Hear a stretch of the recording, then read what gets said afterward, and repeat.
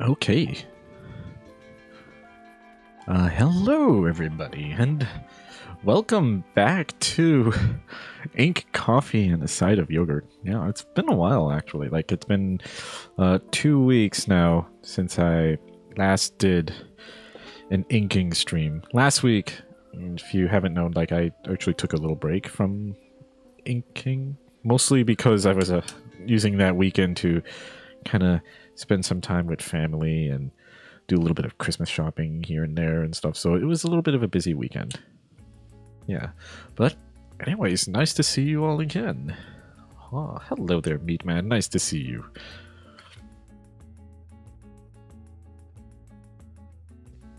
Oh, yes. But, if you guys don't remember, I am doing inking with these guys here. Oh, my custom inks and stuff. It's actually a really big part of the inking stream is using these particular inks.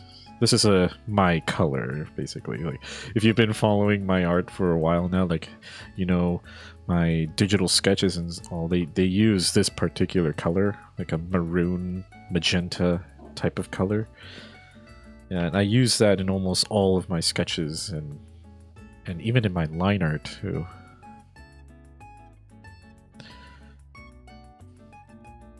So, today I actually got two ink drawings to work on. Let me go grab them here. Let me put this coffee aside a little bit.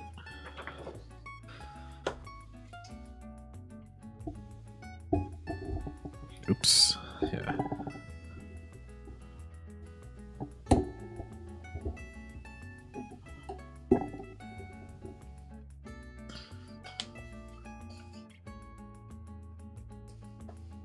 So this here is going to be the first ink drawing that I'm going to be working on tonight. It's Yogurt, but she's dressed up like a Miko, a little shrine maiden or so. I think this one's really cute. It's cute. And the second one I have in mind is this one here. Now, it's kind of hard to see, but once I do the line art for it, maybe it'll be a little bit more clear, but they're both playing Game Boys from, like, the 2000s or so. In particular, they're playing the Game Boy Advance and the Game Boy Advance SP, and they're hooked up with, like, a link cable so that they're playing a game together, or I guess Pokemon or something. So the prompts for these two is actually Shrine. So for Shrine, I just ended up doing Shrine Maiden. So that one here. And then this one here is for Nostalgia. Nostalgia in the sense that since these two grew up in the early 2000s, well, they were born in the early 2000s or so. So when they were maybe like 5-6 years old, they would have been playing either the Game Boy or the Nintendo DS or so. I opted to give them Game Boys for the most part, even though I think people their age might have been a little bit more towards having a DS or so. Because I know in the 2000s it was a bit of a mixed bag. Like, I knew a lot of kids in the 2000s that had Game Boys. I mean, I was one of them. And then there were a bunch of kids that had a Nintendo DS or so. Like, it was like a funny decade where you had like a mix of the two, Nintendo DS and the Game Boy. But in this case, I just went with the older one. Maybe that one feels a little more nostalgic, because by the time you hit the Nintendo DS era, everything was wireless already. So Nintendo DS I don't think it had link cables anymore. Yeah, the link cable was something that was more for like the older Game Boys or the Game Boy Advance or so. Like, so yeah, that's going to be the two drawings I'll be working on tonight. And I think it won't take me too long to work on it. I think it'll be maybe like 3 hours. Like, these are very simple drawings that I did here, and it'll be fun to work on. Let's get some coffee here.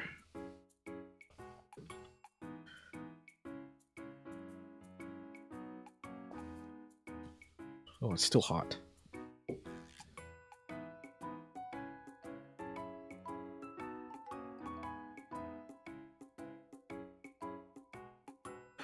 Oh, well, hopefully everyone's had a fun weekend so far, or hopefully the week has been going well for everyone.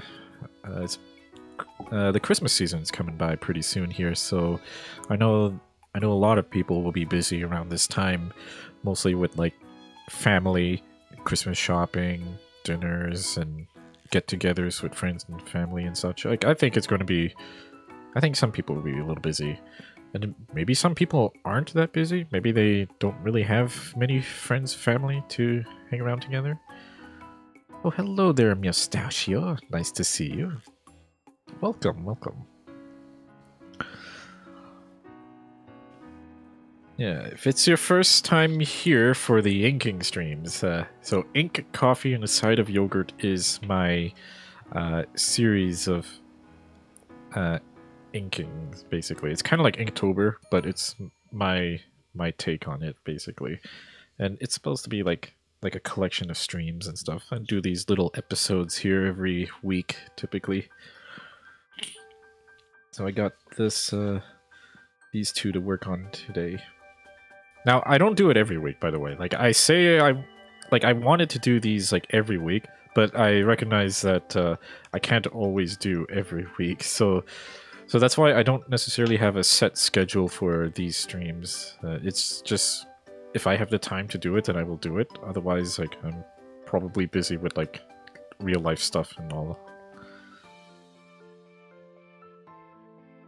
Yes, hello.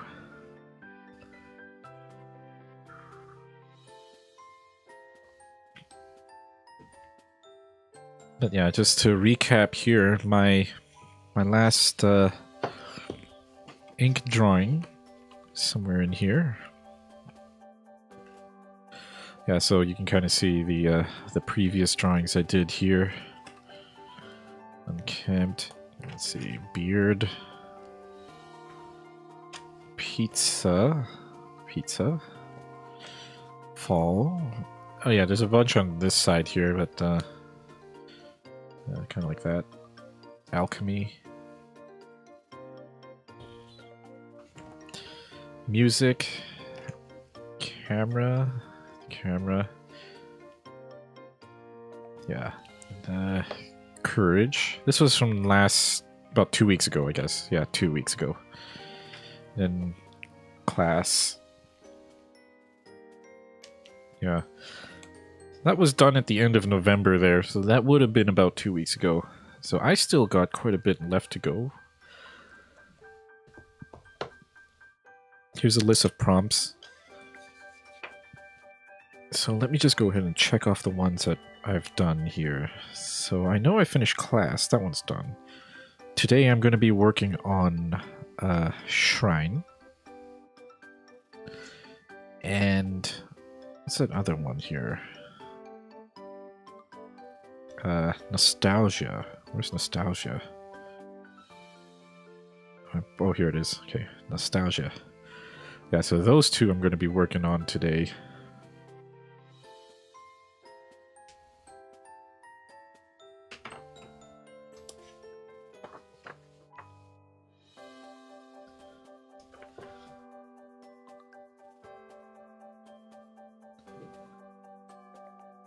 Okay, let me sip some coffee. And as per usual, I always like to sip on some coffee just before I do my inking and such. I mean, it kind of fits with the name: ink, coffee, and a side of yogurt.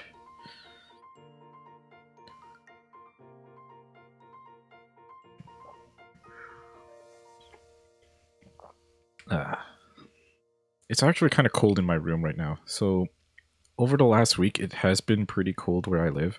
We hit like minus 30 degrees Celsius or so, I think earlier in the week. But it did get a little bit warmer as the week went on, but not so much. It's still kind of cold in my room in particular.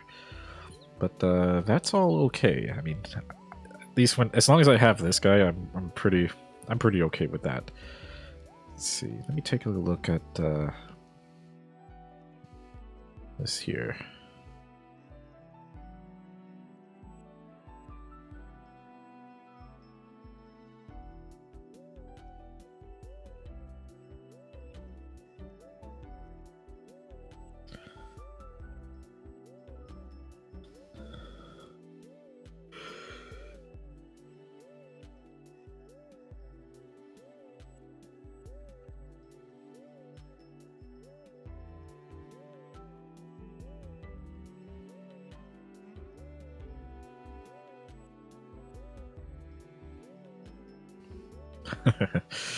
Okay. Let's see, let's go back here. So yeah, I'm probably not going to start inking this right away. As always, I do want to finish my coffee first before I work on the inks. I wish I had something more to talk about. I think I do, but I have to go get it. I'm gonna go get my cameras and stuff. I'll be right back.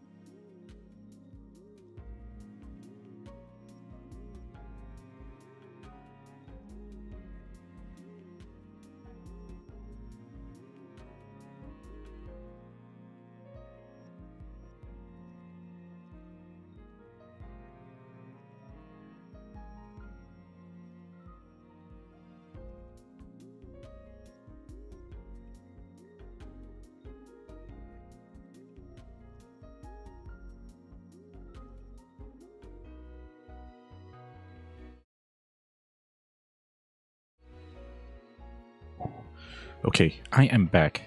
Hello, everyone. So I just went to go and pick up the camera. It's from downstairs and stuff. So I have showed this before on stream, and it's a film camera that I've been using for the last little while here. And what I originally wanted to show was actually I got my first roll of film developed on it. They turned out pretty amazing and such. And this is another set of lenses here. Nothing to really show here, other than the fact that I've been using this lens as to take pictures of the negatives and such. Okay. But yeah, I can show some of the little photos here that I took from that film.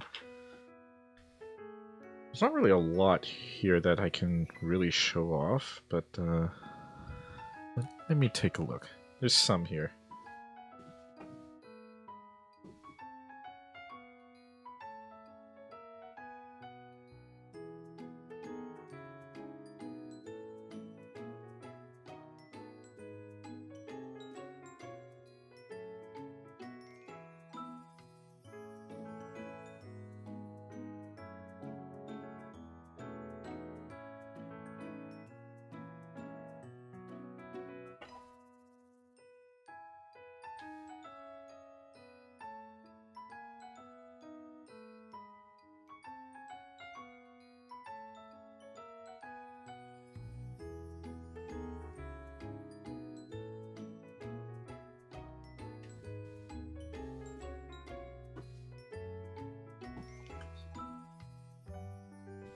I'm just kind of looking through some of the photos I got here, because I can't necessarily show all of them, but I can show some of the ones here that I think look pretty nice.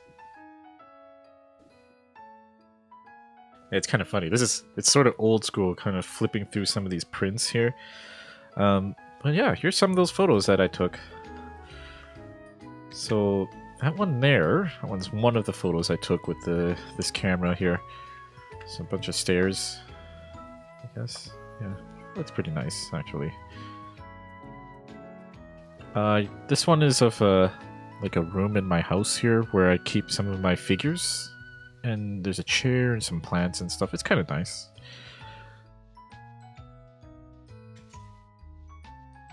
Some flags, flagpole.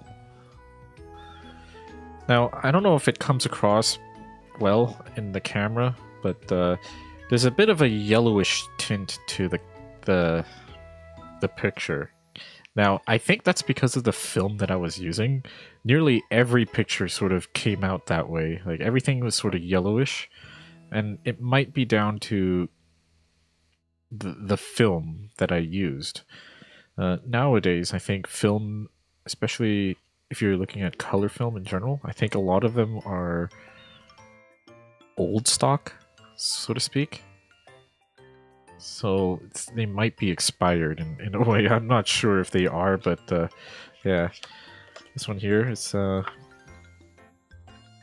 location where it's like there's a lake here or so. It's a location somewhere in the city here. Then I like going there. It's pretty often or so. And it's from that same lake, but this is another photo of that location. Like, I think the photos turned out pretty amazing. Maybe not these prints in particular, because these are the prints that come directly from the print shop when I get my photos, my film developed. So these are the ones that they produced. But another aspect I would like to say is that you can actually take your own scans of the negatives and just print it yourself to your artistic vision, right? Like, once you have the negative, you could work on it on your own and use it. You can edit it on your own computer using like Photoshop and stuff to get it to look the way you want it to. These prints might be more, how do I say? It sort of depends, because when I sent my film in to get developed, I think they might have made some creative decisions with their, like, the print colors and such and how they turned out. So they adjusted the colors to color correct here and there. But, you know, I still think they did a good job, but it's not necessarily my edits.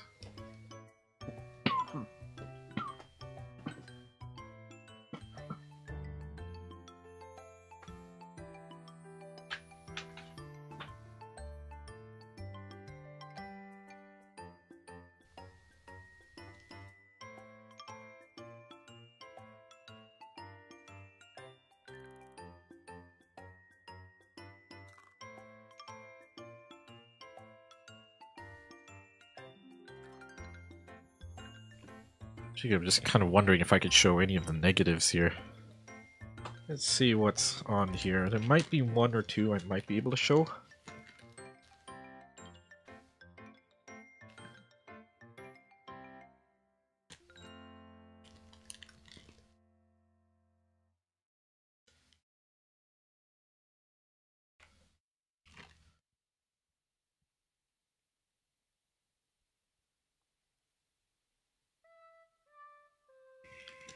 Maybe not. No, I can't actually show the negatives. That's okay. But I think I can show this one. This one looks like garbage, so I can show this. I mean, there's absolutely nothing to show here. Mostly because there is nothing on here. Like, there's the part of the film where that was exposed to the light, and that's it. But normally there would be like a negative on here that you can scan. And that's actually what this lens is for. Like, I use this lens in particular for scanning this. So how I do that is I use my light pad that I use for inking, and just sort of tape the negative onto the light pad, and then take a picture of it. using this. Well, this will be attached to a camera, and then I would use it, right? So the idea is I can get a picture that that I can work with on a computer.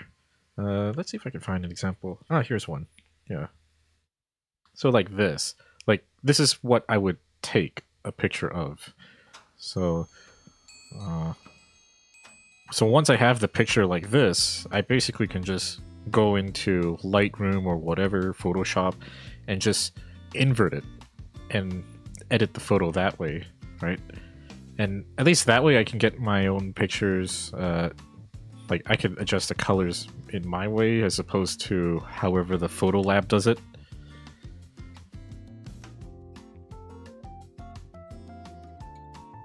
I mean, I can't really show you the end result here because it's really hard to see. But, yeah, like once I inverted, I was able to get... Oh, you can't even see it. That's okay. You don't need to. The photo I showed earlier is, I think, a good approximation of it, but, yeah. I do like working in this medium. It's sort of, it's a really fun medium to work with now that I've actually went about and tried it out and stuff. And I can see why there's still a lot of people that stick with film over like digital. There's certain qualities of film that I think people really enjoy. It's for the same reason why I'm doing traditional art.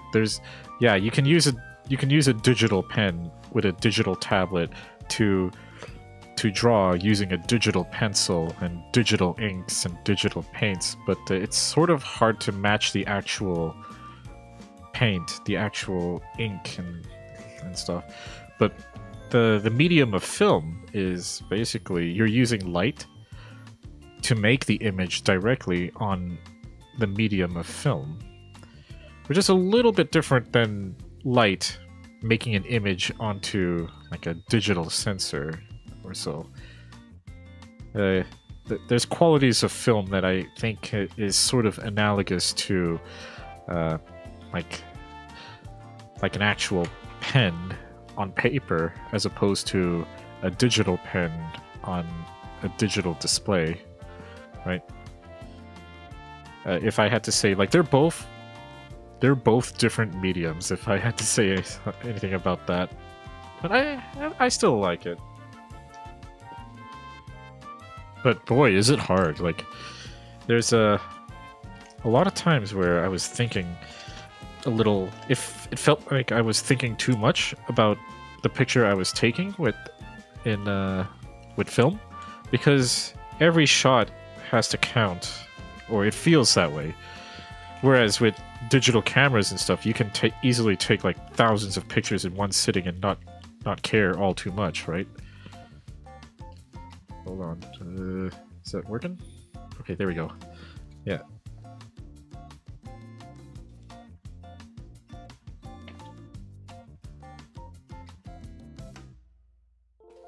Either way, I enjoy it, and like I was actually really happy to send in my first roll of film there to get developed, and I really like how they turned out in the end.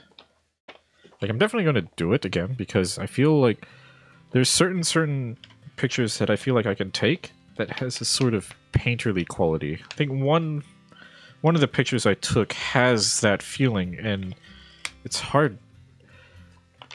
This one here, maybe not this picture. I actually don't think this picture in particular feels like it, but the picture that I did from the negative itself, like the actual negative, that one has qualities to the picture that feels very painterly. And like, I honestly feel like I could take that negative of this picture, blow it up, and print a picture and just hang it up on a wall, because I think it looks very nice. Like, it looks like a painting at a distance. This one, I think the colors are a little weird, so it's mostly because of whoever did the job for this one at the photo lab. They must have done something to it that made it look a little strange, and maybe not the colors of my vision, but Yeah, that's why I still got the negatives.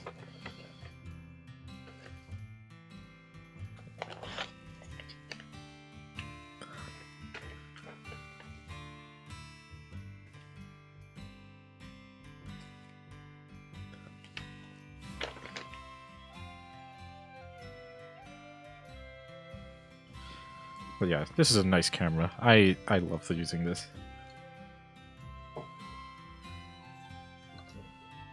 Okay, my coffee should be a little cooler to drink now. Ah, that's good. It is cold in this room, so it's kind of nice to have this here.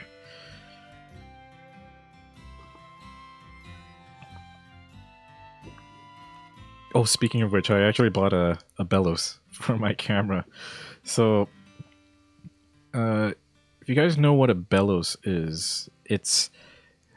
You know those old school large format cameras where there's like an accordion-like attachment between the camera and the lens or so? Yeah, so I bought one of those. And it's like a modern day version of one that just attaches to your newer DSLR camera or so. And what that bellows does is that it lets you extend out the lens even further than it was designed for. So you can get an even closer magnification or so. It's pretty cool actually. Then I want to use that for macro photography to kind of get up close to something, like really, really close. Which I think is going to be pretty fun to use. And I know like I'll be using it for taking pictures of film negatives, but outside of film scanning, I was thinking of using it for taking pictures outside in the yard or so, because there's a lot of little things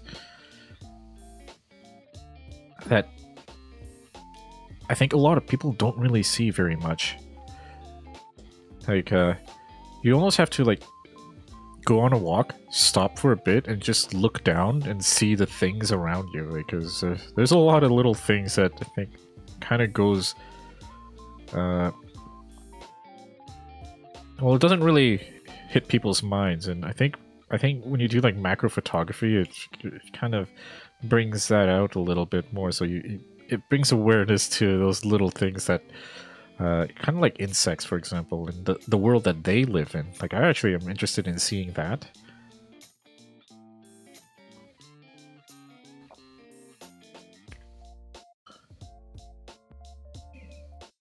Yeah, do you know what a bellows is? A bellows is like those little accordion-like things that you attach to your camera and lens, and so you can move it in and out and stuff. Hold on. Let me see if I can find a picture of the one that I ordered.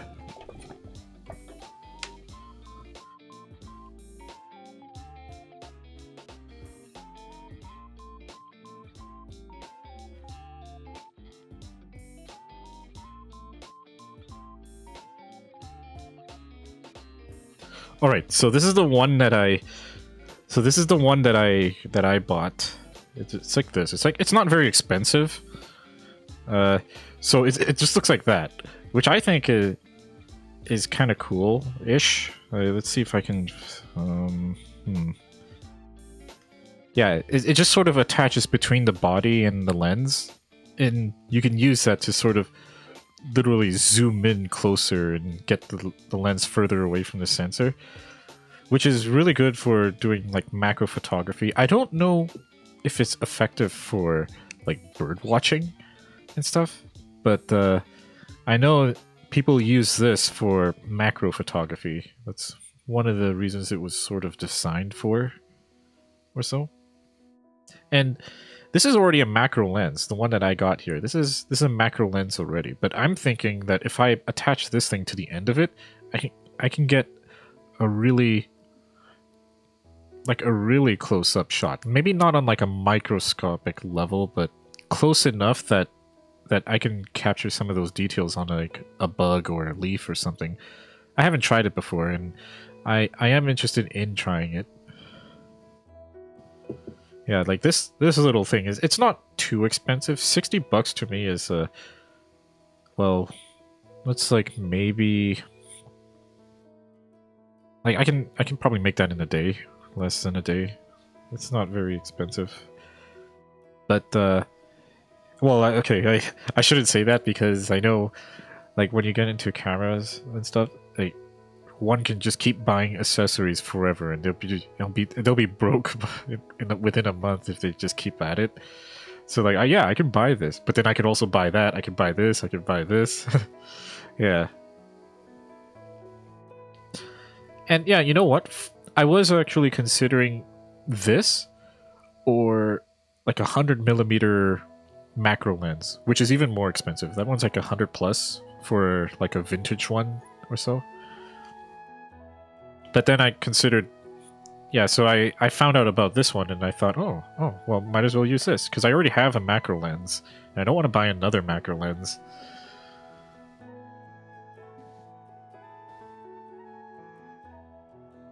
Yeah, camera stuff is just expensive. That's why like I have been leaning towards like vintage things, like the vintage lenses, because these are like these kinds of lenses are sort of readily available if you go on eBay. Maybe not all of them are in good condition, but you just have to be like careful when you're shopping with them because this one I know is okay. There's like no fungus or anything inside of it, so this one's working pretty well. And it's actually one of my favorite lenses to use because I've been using this for taking like really nice close-up shots of things. It's completely manual, so I think some people might be turned off by that, but for someone that does like photography as a like just like a light hobby or so, like I think I can have fun with this. It feels nice to take a picture manually.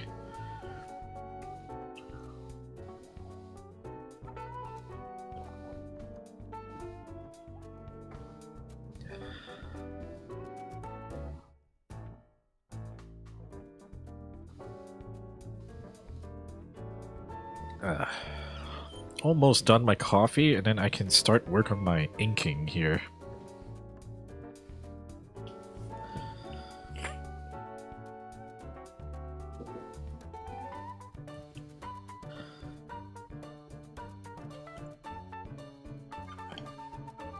Yeah, so the way that this thing works is that I have to use an adapter to get this thing to work on a newer camera. So that's what this thing is here for. It's an M42 to FX mount. I wonder how this come off. Does it come off? How does it come off? M42, I think, twists. It's like a twist, I think. Where's the lock?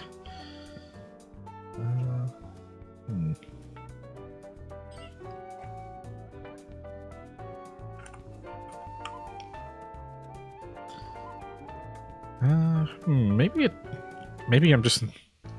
Yeah, I think it's kind of tight on there. Maybe. Yeah. Oh well. It usually doesn't need to come off of that thing. The adapter lives with it.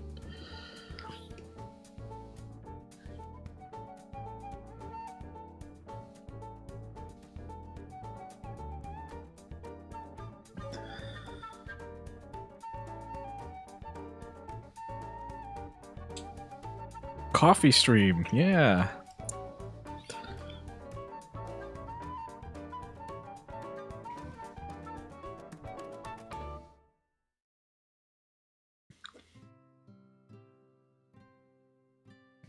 I am done.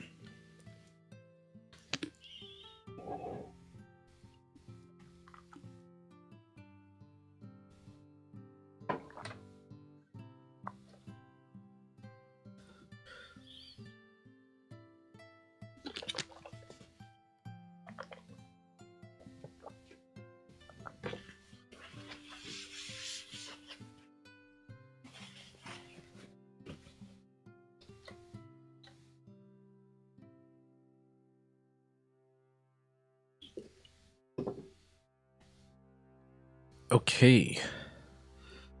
So, let's bring this back here. It's a little bit blurry, but that's okay. I just need to bring this here. There we go.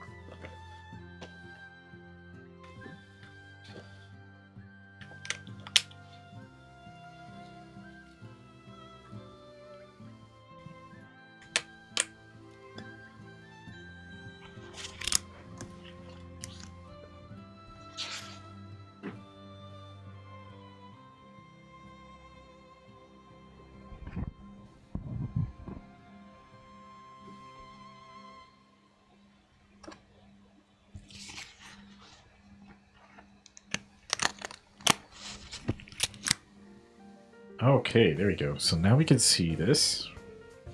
So the first drawing I'll be working on is this Shrine Maiden yogurt. I think this one's going to be pretty fun. It's a pretty simple design. Just yogurt in a Miko outfit or so. This one will be pretty fun to work on. I have all my markers all filled up and they're topped up full. I'm pretty sure they are. Like I made sure they were filled up all the way to the brim.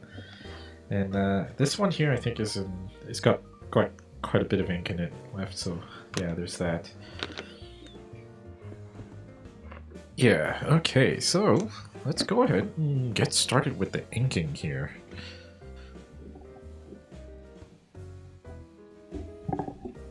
Just gonna adjust the microphone a little bit here.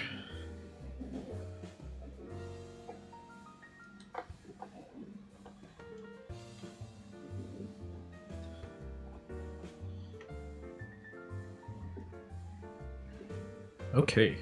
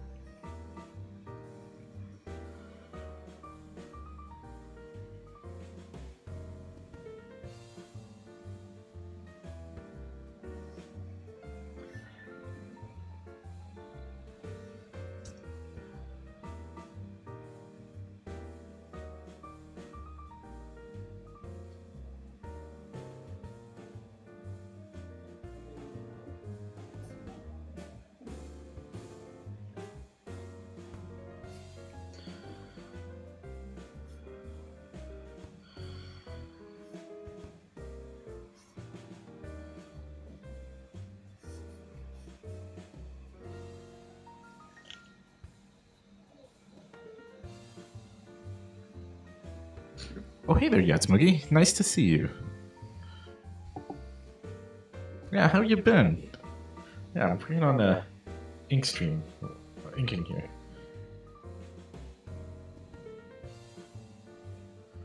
Oh, hey, yeah. Yeah, tell Feko I said hi, too. Hi.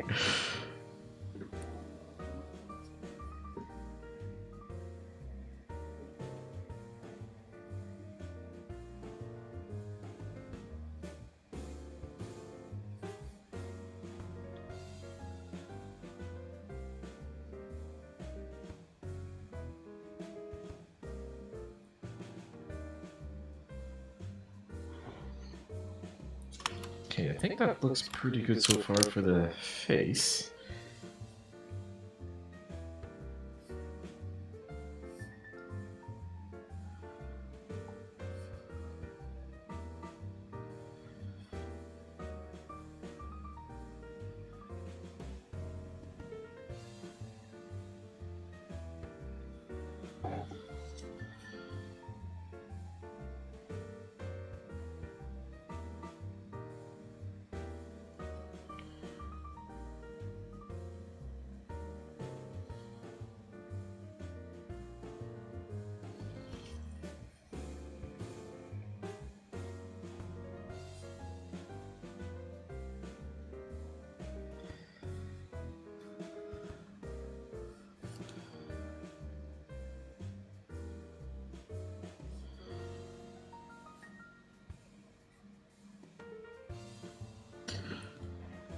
Okay, that looks good for the head, I think. Yeah.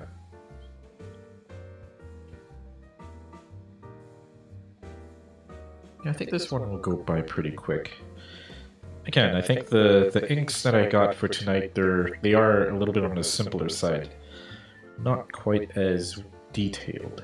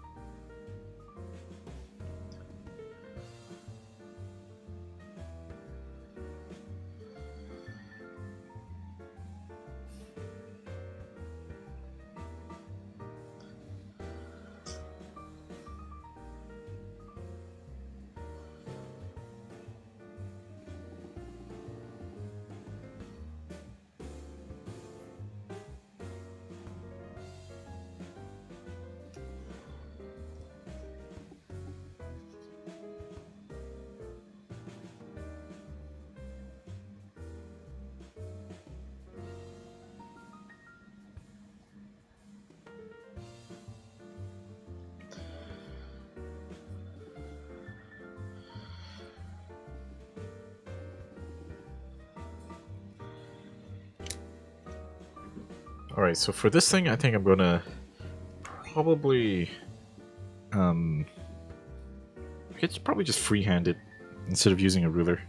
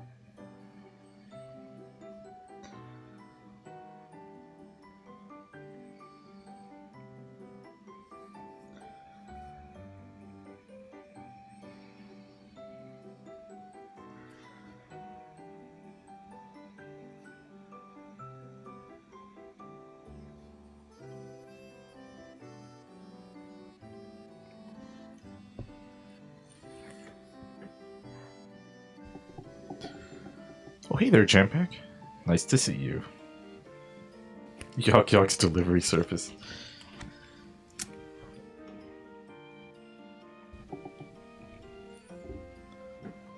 She's sort of okay. Maybe it's the bow and the broom, but yeah, that does look a little bit like Kiki.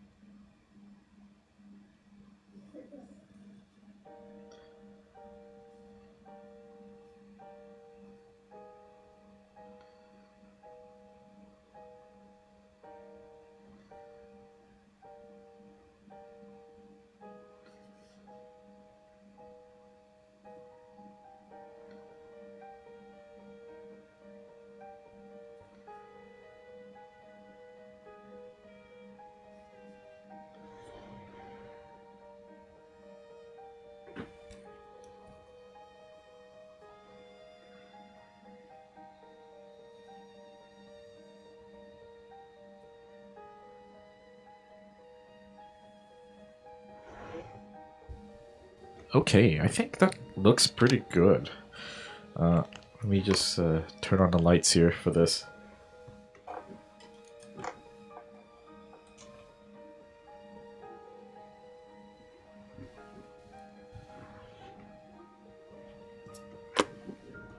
Okay, look at that. Actually turned out really well. It went by really fast too. But I don't think I'm done it just yet. I'm gonna go through it another pass and see what I can do to kind of thicken some lines, because I think it looks a little too uniform.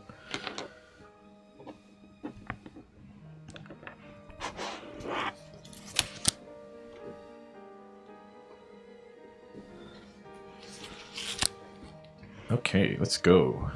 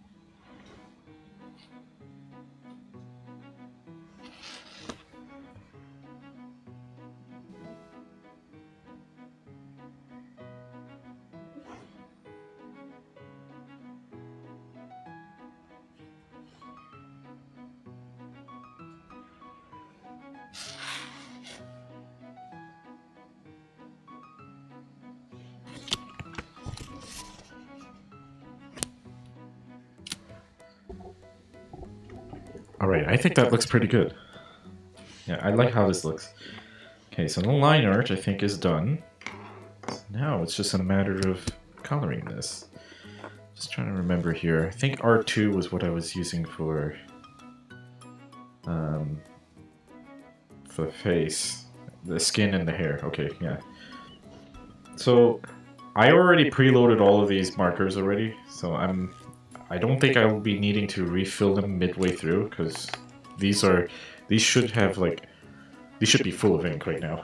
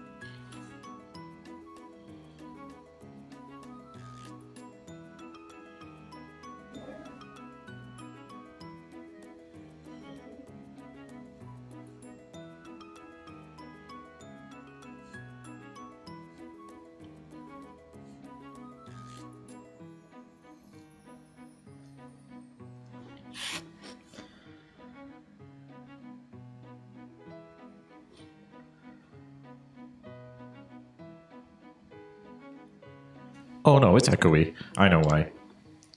Okay, there. It shouldn't be echoey now. It's because I got the two mics on.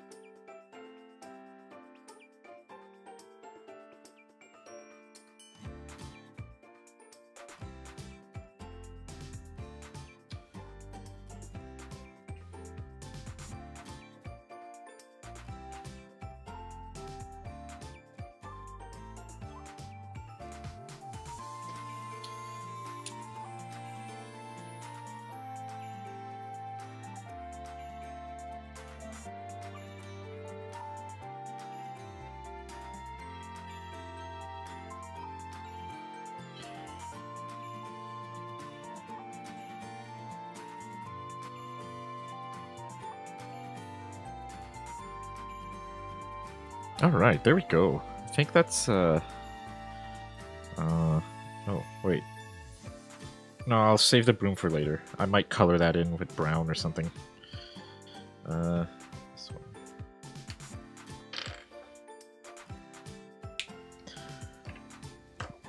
I actually do like when these markers are absolutely full to the brim, because they just work so much better when they're full. Let's see, which one is this? I think this was 4. No, I'm gonna go darker.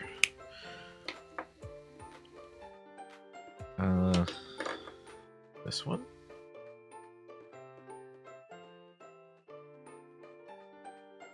Yeah, we'll go with this one, because I feel like the bottom part needs to be darker.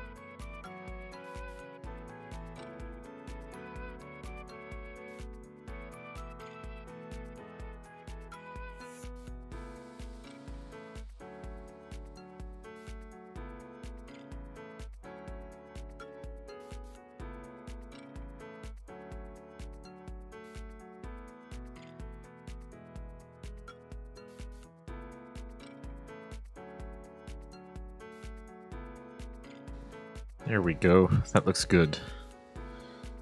I'll probably do the top one as well.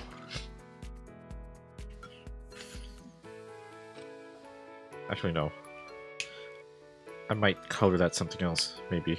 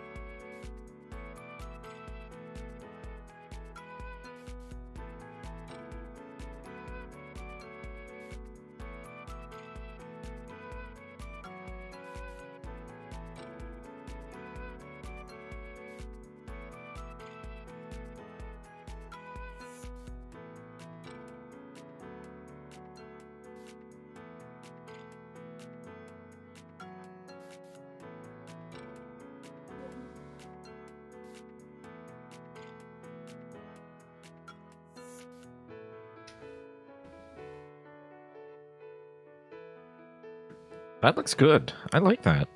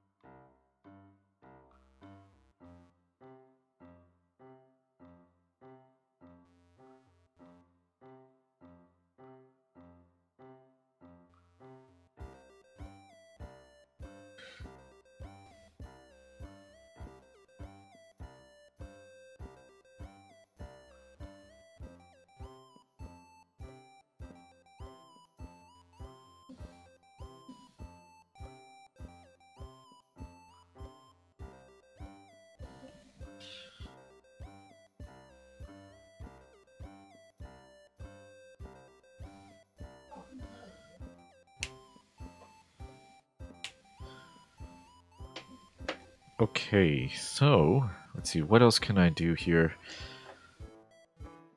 Add some blush.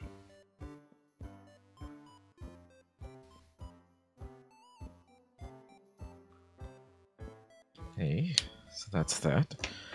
Let's see, let's add some of this here, color this in.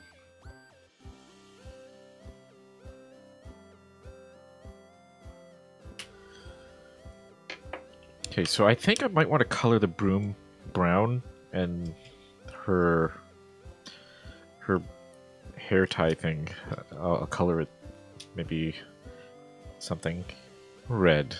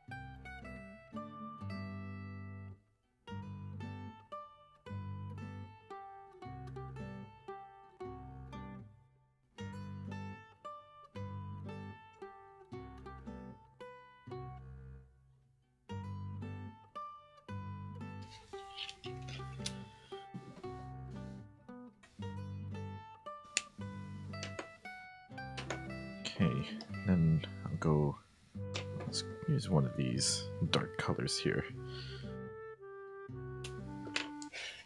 Oops.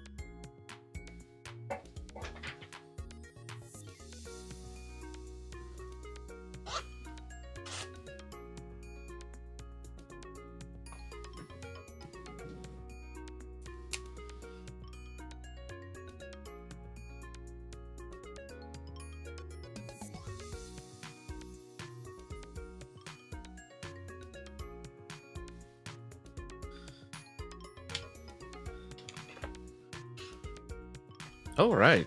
Well, look at that. I think I'm done this one. This one looks pretty good. I actually do think that color kind of pops out a little bit more out of this. Yeah. This looks cute. Okay, I'm just gonna probably write something here. It is just gonna be called Shrine, even though it's like a Shrine Maiden kind of yogurt. Let's see, where to put that one? I'll put it here. Shrine.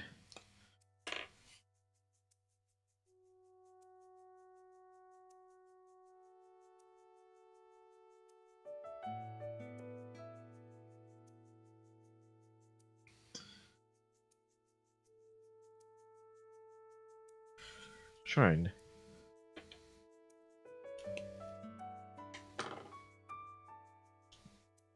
I think that looks really cute. Look at that.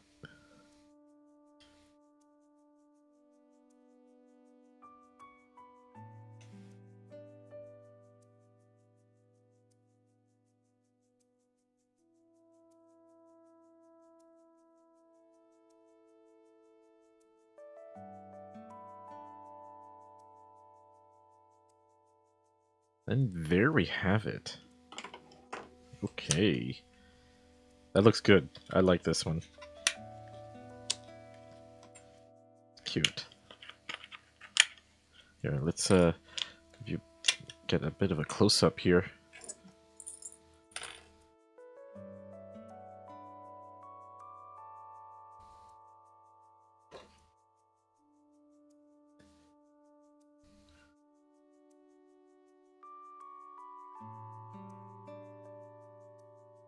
I like the way the broom turned out. I think the colors in the broom actually kind of make it pop out a little bit.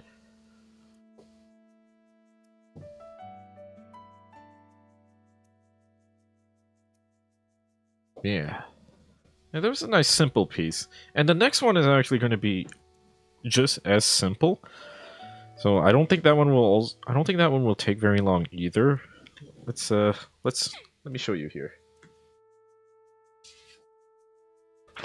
Yeah, so this here, yeah, the broom is very full. Oh yeah, it looks kind of full.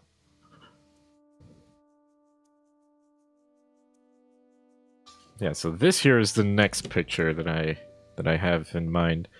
The prompt for this one is called Nostalgia, and like I mentioned earlier, I have Yogurt and Berry here playing their Game Boys. So one's a Game Boy Advance, and the other is a Game Boy Advance SP. And they're hooked up with a link cable. I think that's a little nostalgic. Maybe not to a lot of folks, but of course Yogurt gets the SP. You know, I've always wanted the SP, but no, I had the Game Boy Advance, and I don't think my parents ever saw the need of me getting the Game Boy Advance SP when it is the same thing. Like, it plays the same games, and I guess it has the backlight, which is really cool. Like, I think that was the #1 killer feature of the Game Boy Advance SP. Because of the headphone jack. Oh yeah. Wait, the SP did not have a headphone jack? I thought it did. Like, I thought every Game Boy had the headphone jack. It has a mono speaker. And that's it, huh? Man, I don't remember. Like, I've only ever seen the SP from like my friends back then when they had the Game Boy and stuff. They probably still have it, you know, because it's like by now it's like a collector's item, I think. And I know you can buy one and they're converting it to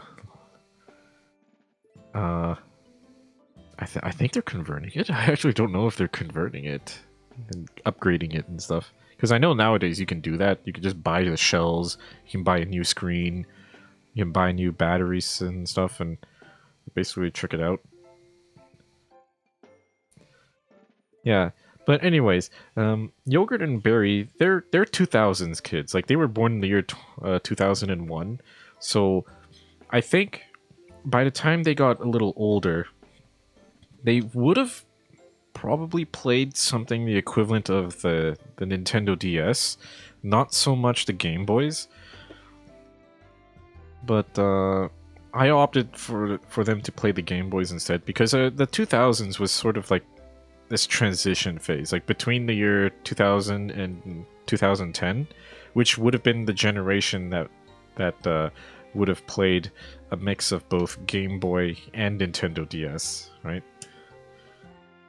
I think Nintendo DS was a little more popular by the time it got to uh, the late 2000 late 2000s or early 2010s. So Yogurt and Berry, probably when they're like 7 years old, they might not have had the Nintendo DS yet, but they still had Game Boys or so. So this is probably what they would have done, like just play Game Boy and have it hooked up on link cables and stuff. I don't know. I've never canonically showed them playing the Game Boy, so it's up for, yeah. Didn't get the DS until 2009. You know, I don't remember when we got the DS. Like, I still have it. We had it for a long while too, but I don't actually remember playing it very much. I played a lot of the PSP, Game Boy Advance. I think those two were the consoles that I played the most, handheld consoles. Yeah, I think I showed it before on stream too. Like, I took them out and I kind of showed them here because I was comparing them to the Steam Deck, which is absolutely huge. Like, the Steam Deck is just huge. I mean, I can't really compare it to anything here, but like, this is a standard sheet of paper, and then it's like that. It's as big as like the sheet of paper, so it's massive, right? Huh. You know, I still haven't really played the Steam Deck all too much. I do have some games on it, mostly just to like slowly chip away at the games. Like, I have Little Witch No Beta on here, so I have played that a little bit on here. And then there's like a bunch of little small bite-sized games and stuff, but other than that, I haven't really used it very much. But that's okay. Like, eventually there will be a game that I want to play on it. It's always like that. Even my Nintendo Switch is sort of just sitting there. I did get Pokemon Scarlet lately, so I do want to dedicate a little bit of time to that at some point. I'm not sure when. I'm probably gonna do it sometime. I don't know when, but yeah. It seems like it'll be fun to play that. And I know my friends have it too, so it's not like I can play it alone. I can just play it together with them, which I think is going to be pretty fun.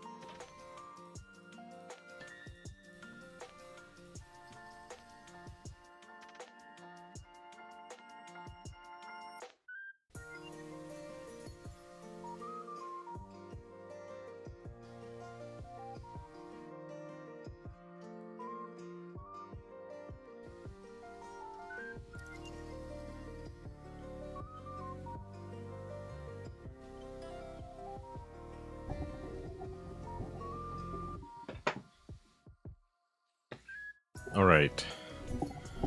Ooh.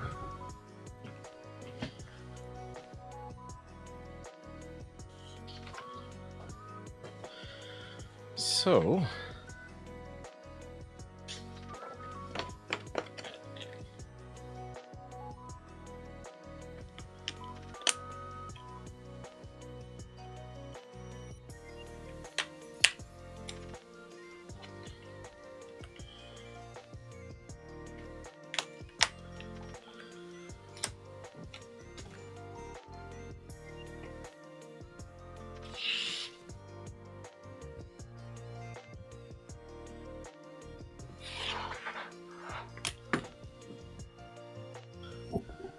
Yeah, you know, I do want to actually play the Steam Deck more. Like, I bought it and I do feel like it can do so much more. And it does. Like, it can do so much more. It's just that I feel so lazy to set it up to install games and emulators and like launchers and stuff on it.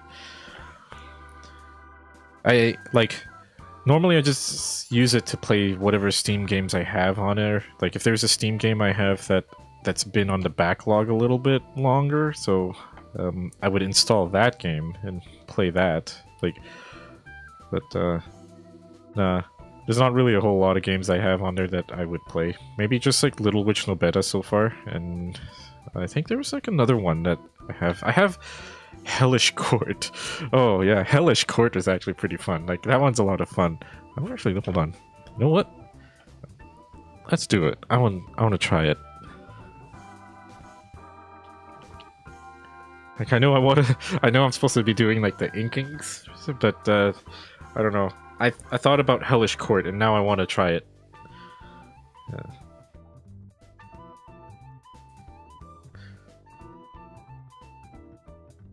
Update queued. Update?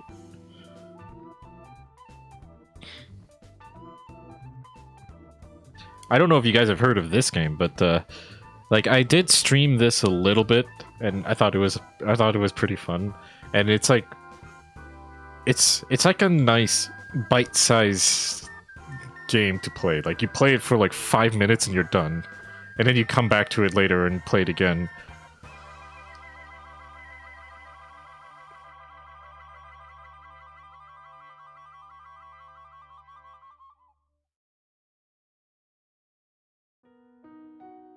Yeah, I'm gonna get completely sidetracked here, away from inking so that I could do this. Actually, let's see. Let's turn on the noise mic so you can hear it.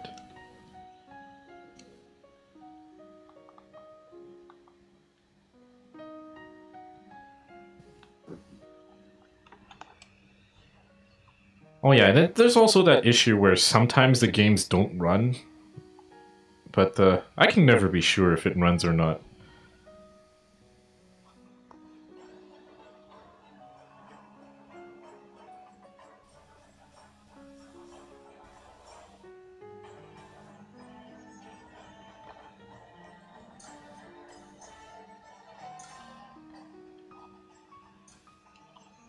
Let's see. Okay, you know what? I'm gonna do like a fight until I die, and then that's it. I can stop.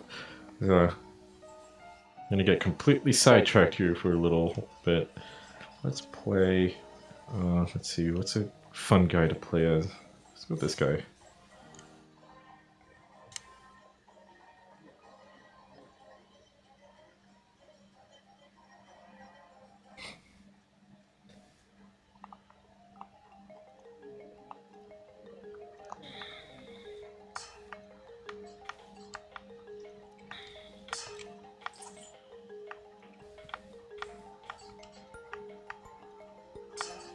Oh, oh. Yeah, I got you.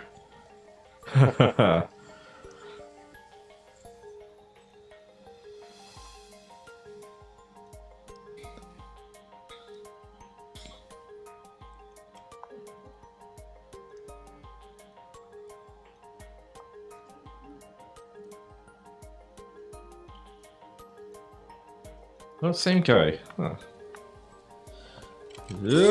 Yeah, I got you in the face.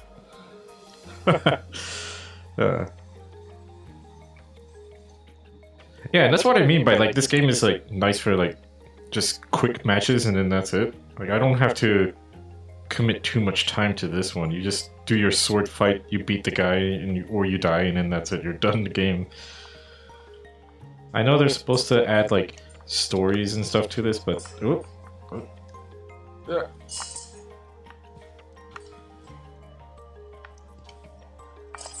right in the face. Okay, this guy's actually not bad. I don't play this guy a lot.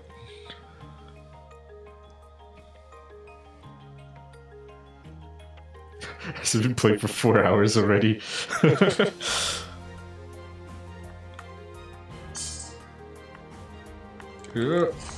There. Wow, this guy can do like quick headshots.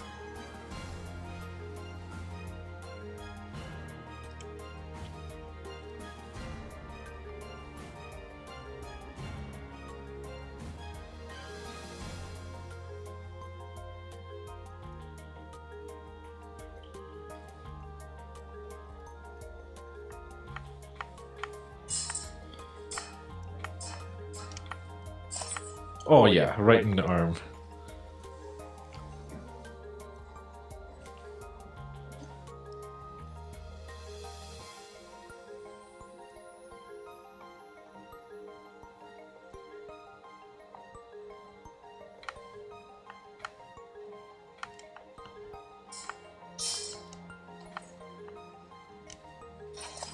Oh. Oh, I did get his hand. Okay.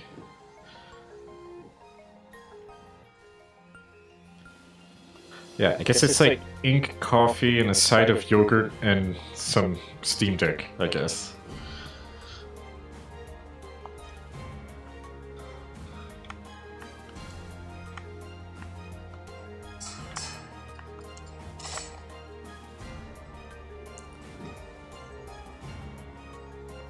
You just got back after 5 hours. Yeah, man, I've been playing this for 5 hours already.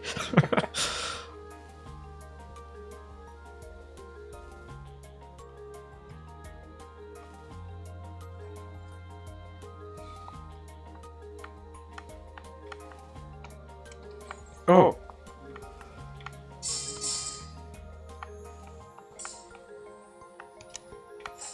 Oh, he got me. Oh. Okay, I'm done. Yeah.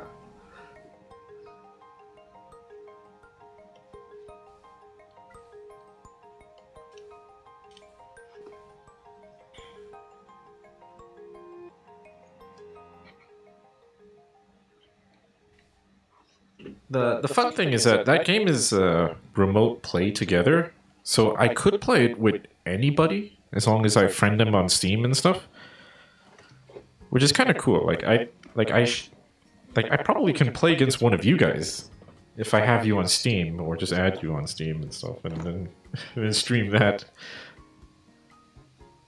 Oh yeah, it's echoey again because of this guy here. This guy, I have him on.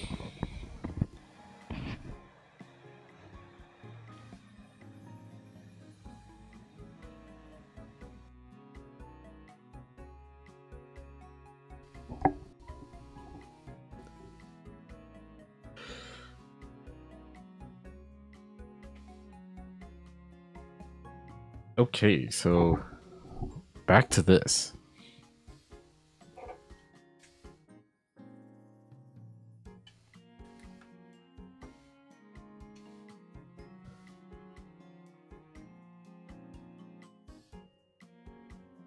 All right, let's start working on this guy.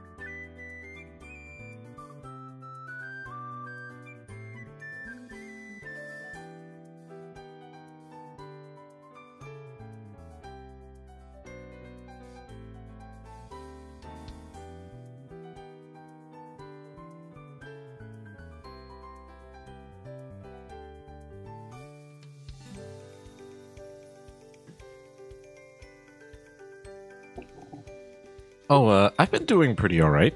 Yeah. Yeah, I've been keeping busy so far and stuff. Last week, I wasn't able to do an inking stream, like I mentioned before. I was kind of busy that week doing like Christmas shopping and spending time with some family and stuff. So I couldn't really find the time to do inking. But that was okay. Like I said, um, like I'm okay with taking some weekends off to not do any inking streams, just to do, just to take a break from it. I'm fine with that. But otherwise, like, so far the month has been pretty busy. Mostly getting ready for Christmas stuff and some of the. I think we got some dinners planned as well.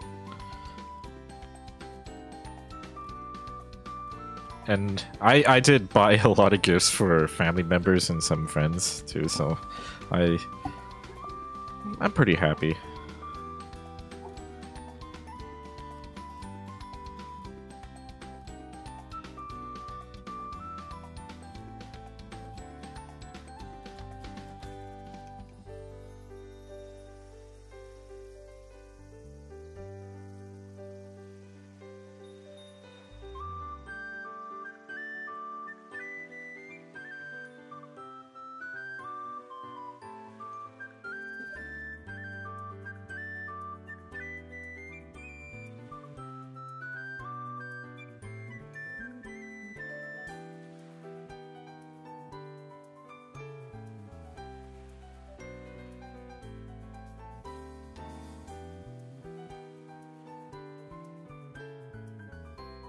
Oh, nice. Uh, what cuisine were you thinking of?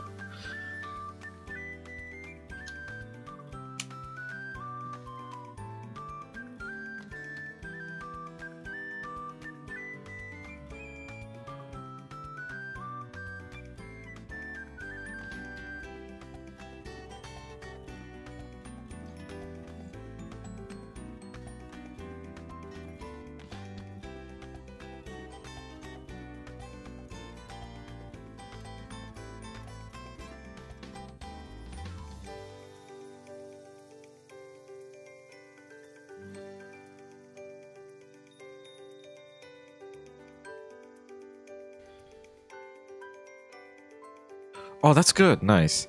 Yeah, yesterday I actually went out for sushi with some friends. Yeah, it was really nice. Yeah, every once in a while I think I like to go out for sushi and stuff. There's a sushi restaurant really close by to where I live, so it's it's only like I think like a 5 or 10 minute drive. It's not very far, and I like going there all the time, so it's very convenient. But I know like for some people, like it can be quite a drive to get to the nearest sushi bar or sushi restaurant. So, uh,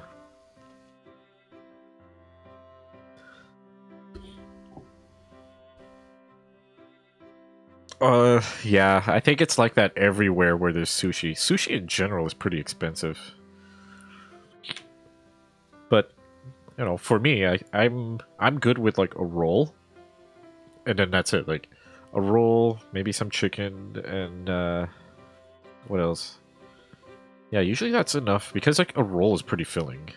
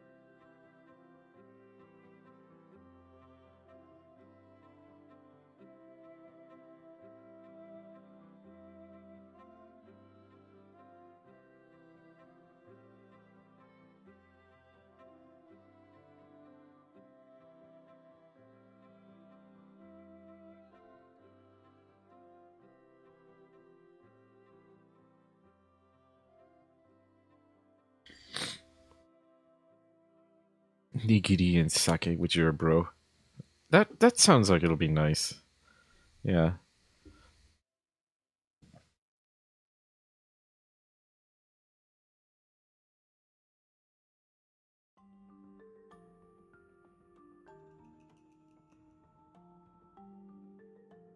But yeah, hopefully that goes all according to plan. That you guys can get a table there or so. That'd be nice, especially since it's like Christmas season is getting close and all.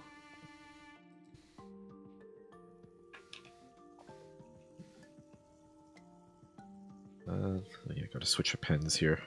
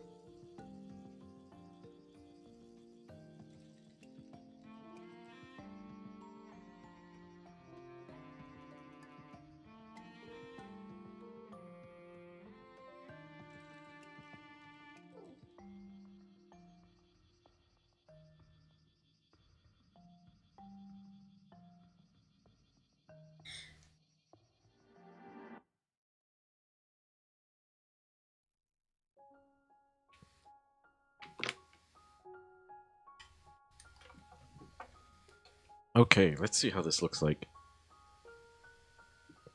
There we go. Okay, turn that off. Okay, look at that. Let me zoom in here on it. And it looks all right. It's a pretty simple draw. Yogurt and Berry kind of just playing their Game Boys together. You know, it's been a really long time since I've played the Game Boy together with anybody.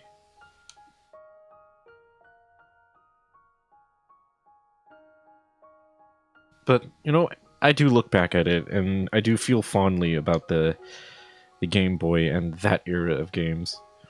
I don't think I have a lot of friends now that play that. Like, that play the Game Boy. Like, I still have mine, and I don't even play mine very much. I just sort of keep it and look back at it with nostalgia. And at least to me, like this feels like nostalgia to me. Like I don't think a lot of people feel the same way because you know, if my audience is anywhere near the age of Yogurt or Berry, they might have had more experience with the DS or the 3DS than the Game Boy, so they would not have lived with the link cable. Oh yeah, and yeah, like in my time in the 90s and the 2000s and stuff, almost nobody I knew had a link cable. Like I had to bring my link cable if I wanted to trade Pokemon. Like we might have a classroom filled with people that played Pokemon, but nobody with a link cable. And I think it was just because that was how it is. Like the link cable was seen as like a luxury item, and if you wanted to trade Pokemon, well, you had to had like yeah, one of the rich kids or something. And you know, I didn't even have like the the expensive link cable at all. Like it was like some third party cable that sometimes works but sometimes doesn't. Like I don't know. Like I used it and I think it only worked on the Game Boy Color. So there were people that were playing Pokemon on their Game Boy Pocket or the Game Boy Advance and it wouldn't work. Like I wouldn't be able to trade with them or anything. Like I could only trade with people that had the Game Boy Color. Which, you know, it was kind of annoying. I'm kind of glad that we don't have to deal with link cables anymore. But, like, it is something I actually don't feel that fondly about the link cable because I never really got to use it all that much. But I do feel fondly for the times when I played the games together with other people using a link cable. So no, I don't miss the link cable, but I miss the times when we played together, uh, like those old Pokemon games where you did use the link cable, just not the actual link cable themselves. I didn't like that. Like I'm actually kind of happy that we can now just play games like over the internet, just fine. Like I don't even have to be next to you to play the game. Actually, that sucks too. Like, I actually do like playing games in the same room as someone else. Like, it's nice being able to play over the internet and not be able to see each other's faces and stuff when we lose or whatever. But I still miss like being able to see people's faces like right in the same room too. Yeah, and you know, there's still a lot of games I could play. Meat space. Yeah, like there's still a lot of games you can play nowadays, like in the same room.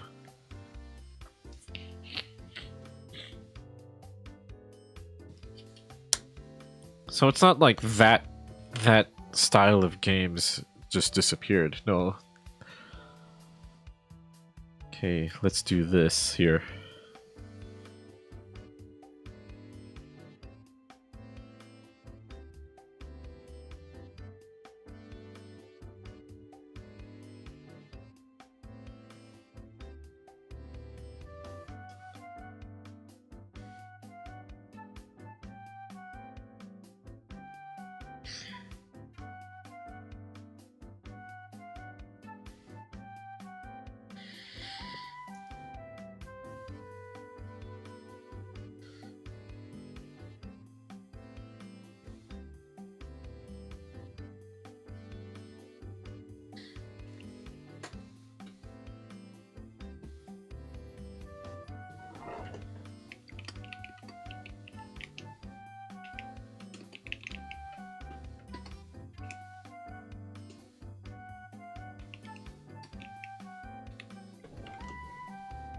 There was actually an anime I remember where they were playing like the Game Boys and playing Pokemon.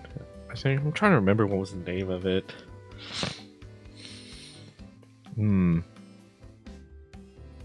It's the one with that ghost girl. Anohimita no namae wo boku tachi wa mada shiranai. I think that was the anime. Yeah. Wait, hold on. Let me look that up. あの日見た花の名前を僕たちはまだ知らない。Yeah, あの花. Yeah, that's the one. Yeah, there was an episode in that anime where they were playing Pokemon, and I thought that was really cool. Like it was on the old Game Boys too. They kind of did something similar there.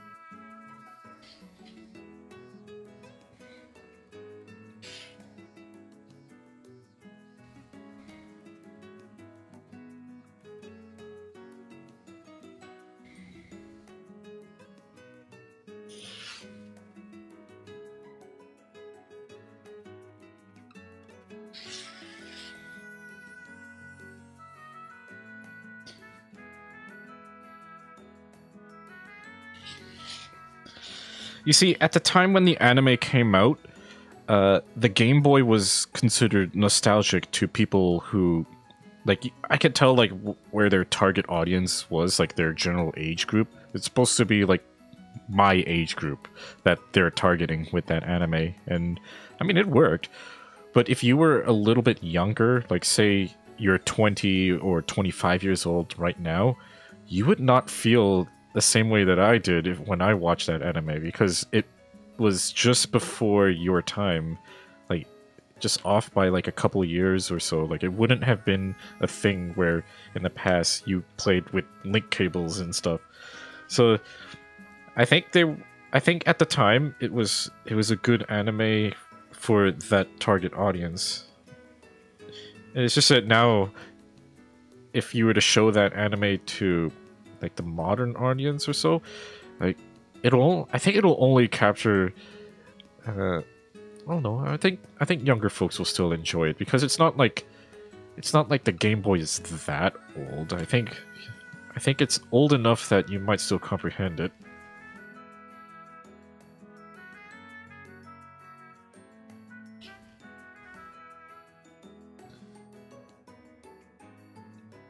But now, pretty soon we're going to be seeing like the Nintendo Switch be the or not Nintendo Switch, maybe even like the 3DS or the DS be like that nostalgic gaming console. And then I'm going to be watching the anime thinking, holy heck, I am old. Because I don't think that the DS is that vintage. Or is it?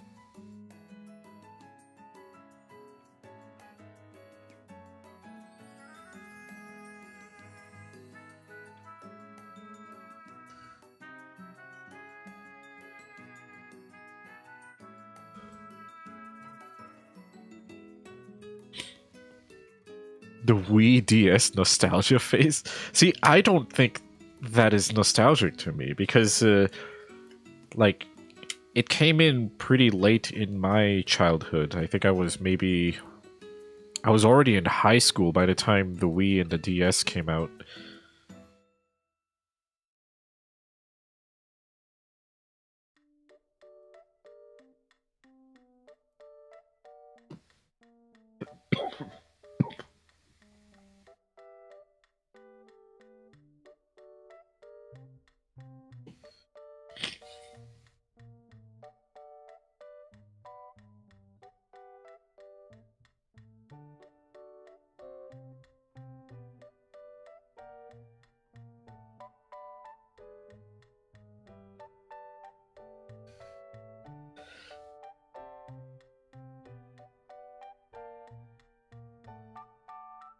DSi? What is the DSi?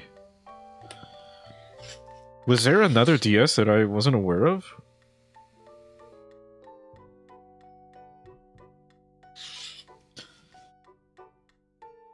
Because I know there was like the normal DS, and then there was like the DS Lite.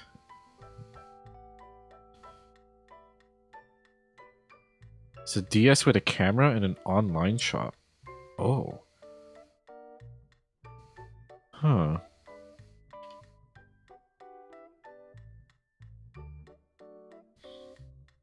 You know, I actually don't remember that. Huh, maybe I never really looked into it very much.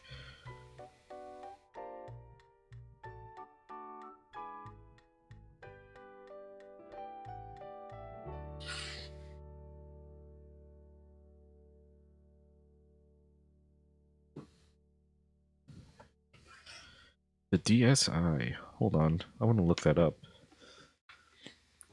If it is what I think it is, then I might have seen it.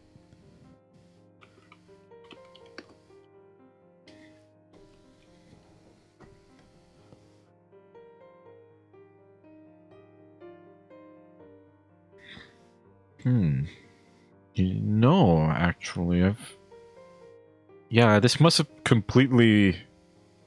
I must have completely missed this thing. Because I don't remember this. Like, I have a DS Lite, and I've had that for a long while, and... Yeah, I don't think I remember the DSi. Oh. Because I went from the DS Lite to the 3DS XL. Which I actually still have and think was one of the greatest handheld consoles ever.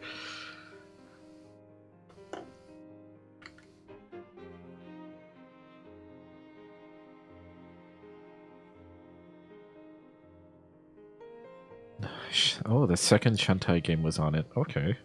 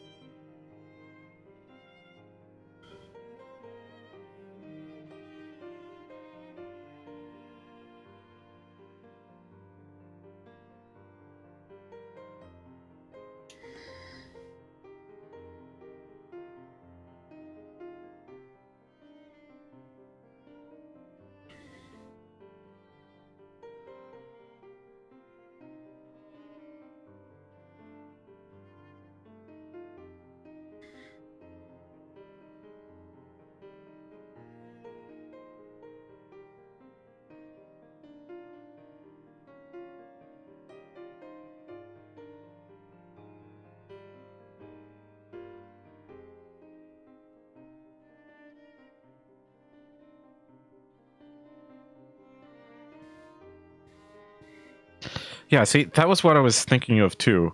Like, I was thinking that a bunch of people already had a DS or a DS Lite and thought that that was it. And then when the DSi got released, like, I think very few people noticed it. So I think it did fly under the radar for exactly that reason. There was just a lot of the other regular DSs, and I think the market was primed for like a successor, and the DSi was not the successor, right?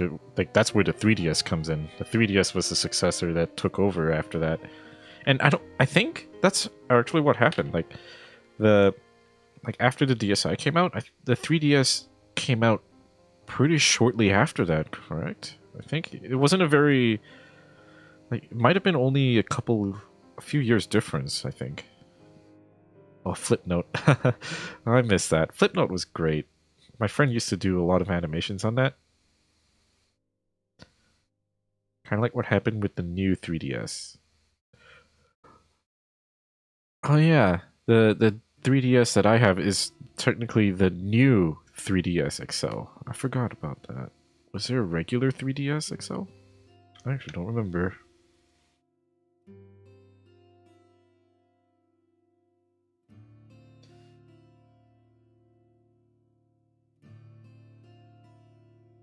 Because I bought the new 3DS XL, but it was right at the end of its life cycle because the next year the Nintendo Switch came out.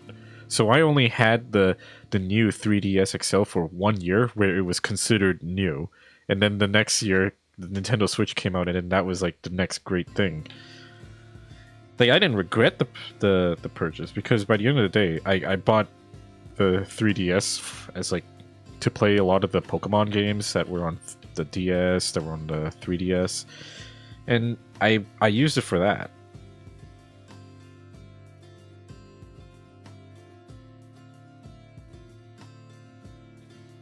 because I know like there wouldn't be a Pokemon game on Nintendo Switch for years after that, because 2017, like what, new Pokemon game came out in 2019?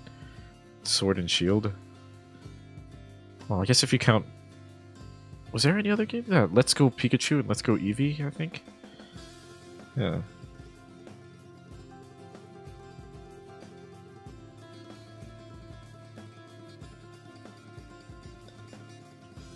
Okay, there we go. I added some outlining to this. That looks pretty good. Let's go ahead and do the coloring on here now. Oh shoot, what color did I use for Barry's hair?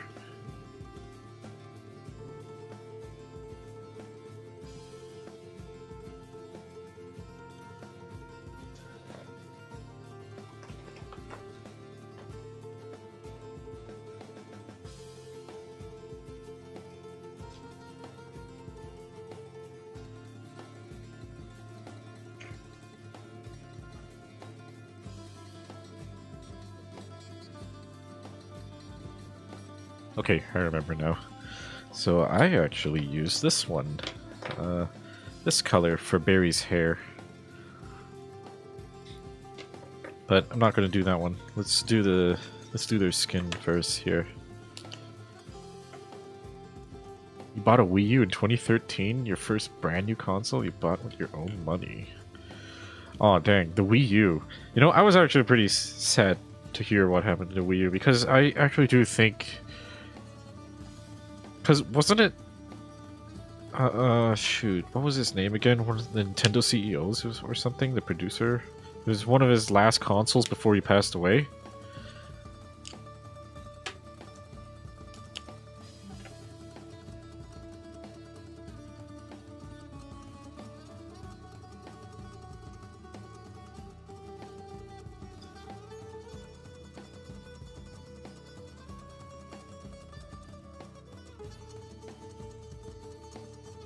I have colored Barry before. Hold on, let me see if I have a picture of it here, because it's better if I just show you.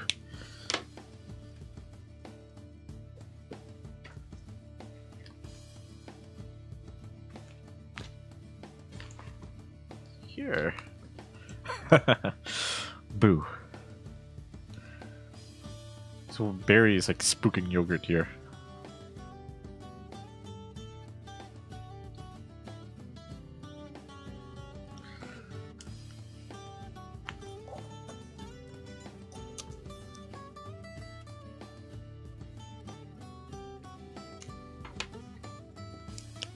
Yeah, it's cute. I like that one.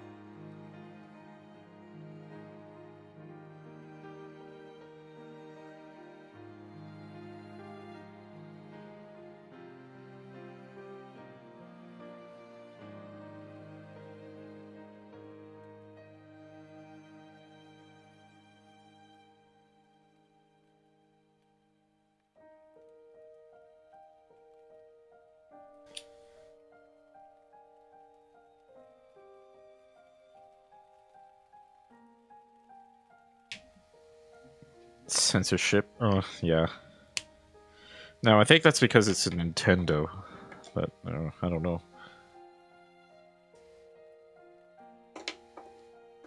Let's go with this color here.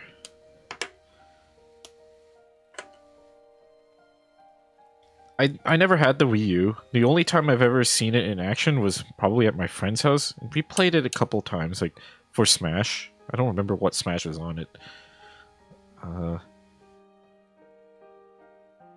Yeah, I actually don't remember what was the Smash game. What was it?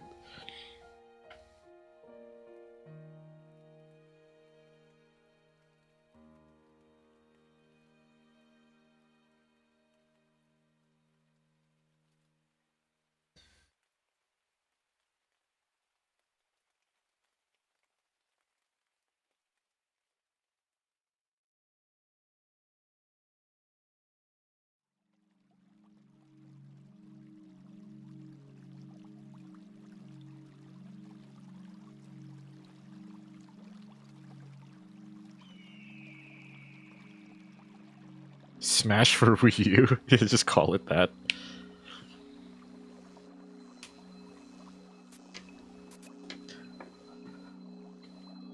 Smash 4.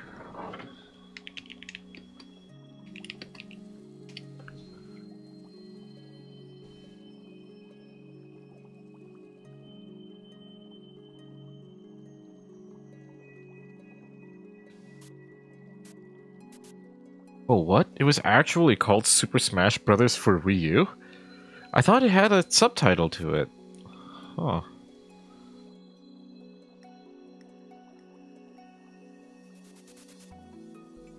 Yeah, I could have sworn it had one. Okay, maybe I was thinking of some other console, like the Wii, and then the GameCube, because they all had subtitles. I just thought it would be like a natural progression that this one would have a subtitle too. I guess not.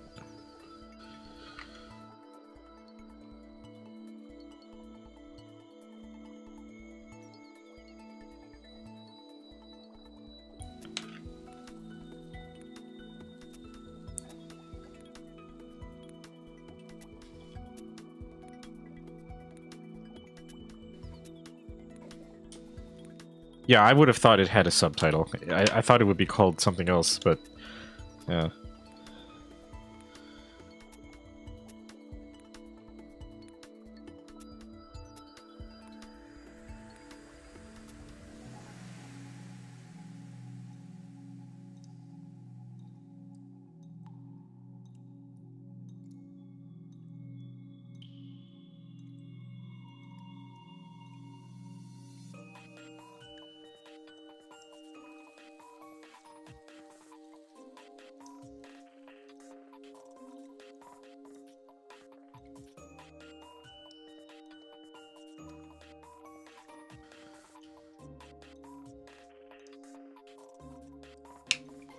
Super Smash Brothers Ultimate. Yeah.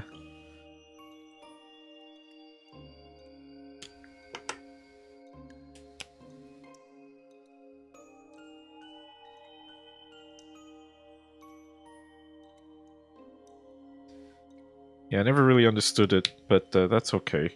I was used to Smash games that had like a subtitle to them, not like just for the Wii U, for the DS, 3DS. You know, I always wanted the 3DS version of it because I have a 3DS. I thought of getting Smash on it, but I literally know no one that has the game. Like, no one I know plays Smash on the 3DS. Even my friends who are typically like Nintendo fans and stuff, they just play Smash on like the Wii U or the Switch.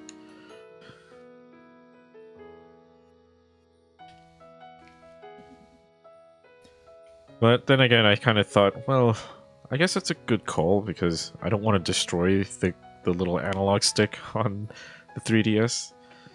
And I know like Smash games can kind of they can kind of put some stress on your controller or your controls on your 3DS. Sometimes depends on your playstyle.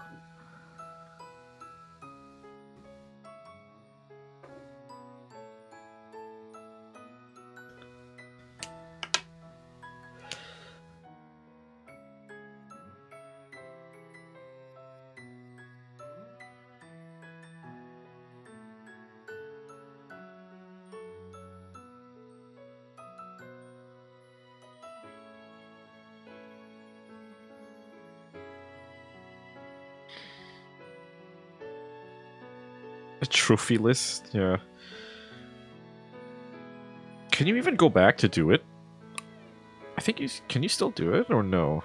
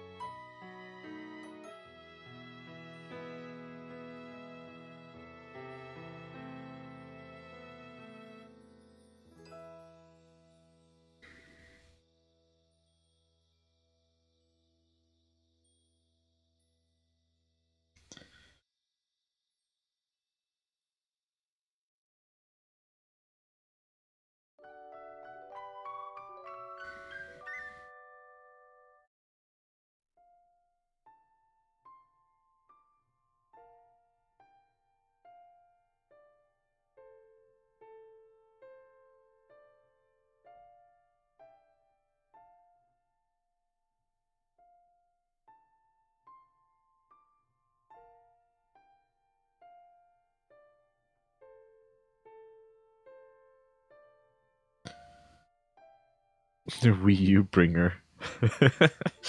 uh,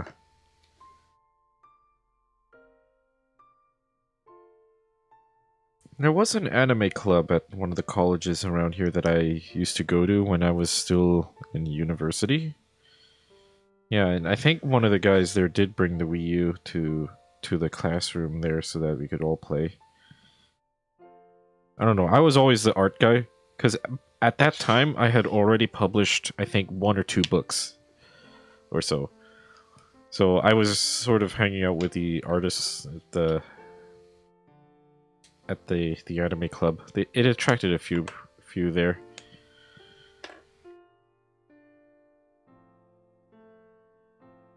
Man, it's hard to believe that that was like 10 years ago, and I already had like 2 books published, and I'm still like, oh wait, no, it wasn't 10 years ago. It was like 8 or so.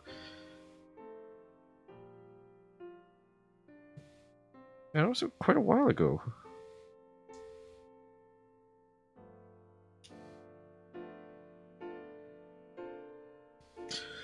Yeah, and I think the Nintendo Switch was like the evolution of that. Like, it definitely felt like that was what that's what it would eventually lead to, the Nintendo Switch. I'm kind of glad that that exists now, because I think I've always wanted a handheld console that could play like console level quality games, and the Nintendo Switch was one of the first of its kind to do that. I mean, unless you count like the PSP, because I remember the PSP was amazing, and heck, like that was what the that was console level gaming on your handheld, on a handheld console. I mean, yeah, there were some sacrifices made on it, and at the time, that was the best you could have gotten.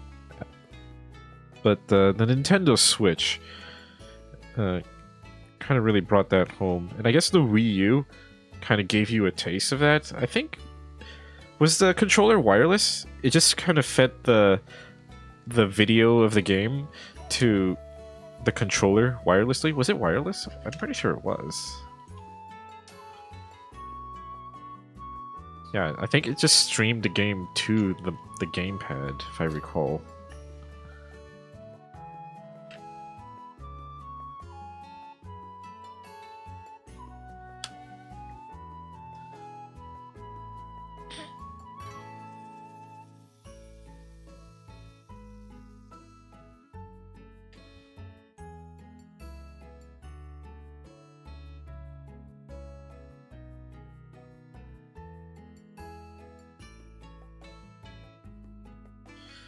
Yeah, okay.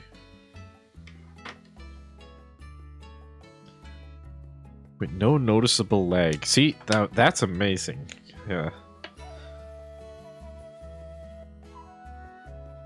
Oh shoot. No, I guess I'll roll with it.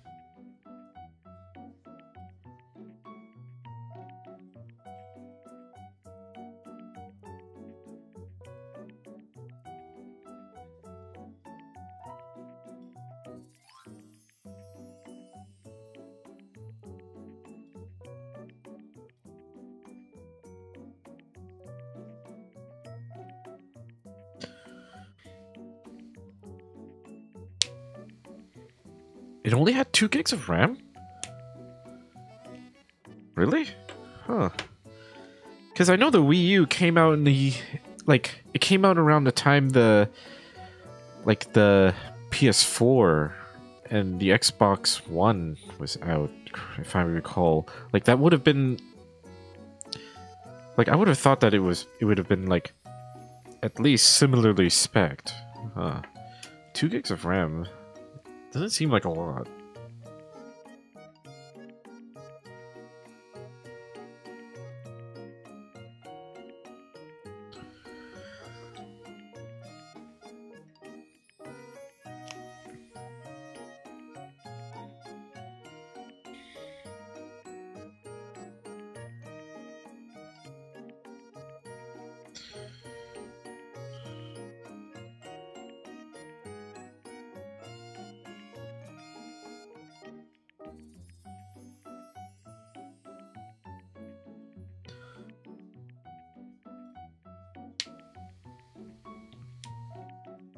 About before, huh?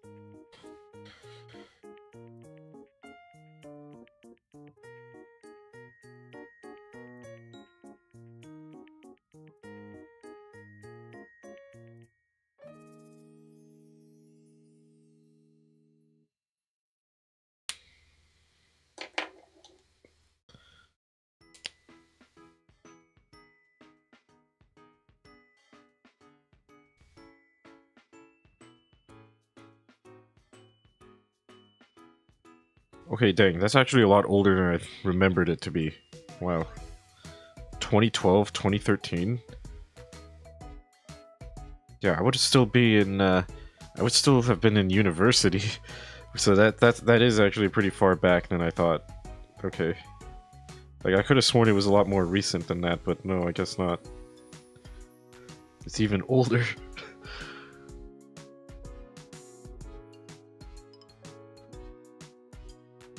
Modern spec Nintendo? No, that's not gonna happen.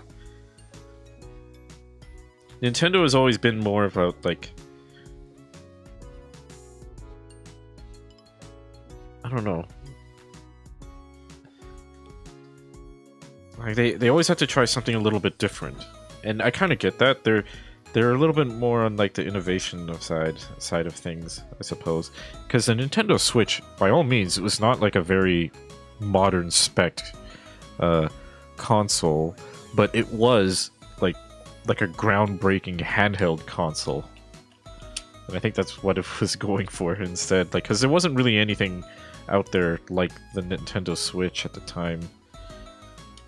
I mean, unless you got like those funky, like, I forgot what they're called.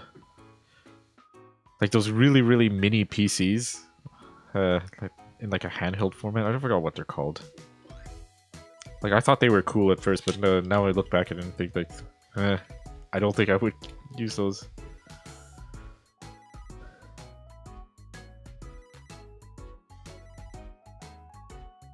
Or maybe it's because it was breaking down a lot that it's the best-selling console, huh? People just keep buying new ones.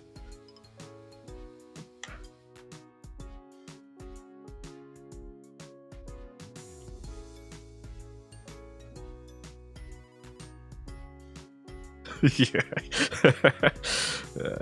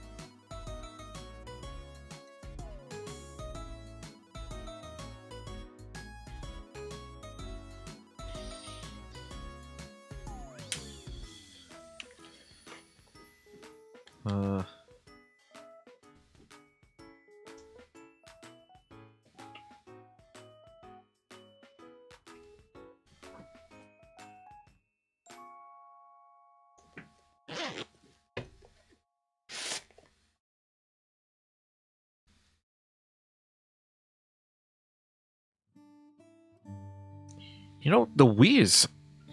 there's a surprising number of people that still have the Wii as, like, their only game console.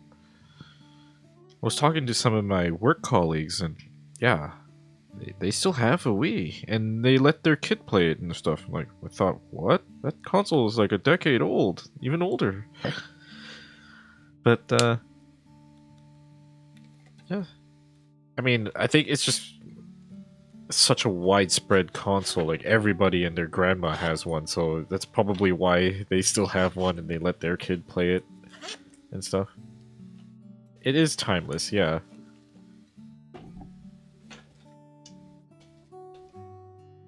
Like, I still have one, and I still have it in the basement there. I don't really have it set up. It's in a box, and I even have like one of those little I forgot what it was, but it's modified in a way so that you could just put in an SD card and you can play whatever games you have on your SD card. So, like, yeah. It's great for Netflix until the service was discontinued. Yeah, but well, nowadays you kind of don't need a console to do Netflix. Like, if you wanted to watch Netflix on TV, either your TV already has Netflix, or you could use like one of those little streaming things, like kind of like a Google TV or whatever, and then you just stream it from your phone. I don't know. Everything is like smart. Like it's hard not to have a thing that can watch Netflix now.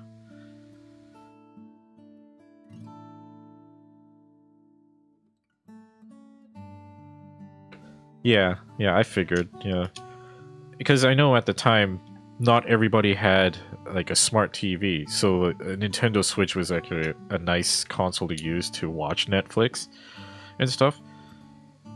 But now everybody has a smart TV or some kind of smart device that can watch Netflix or whatever. Like it's just so widespread now.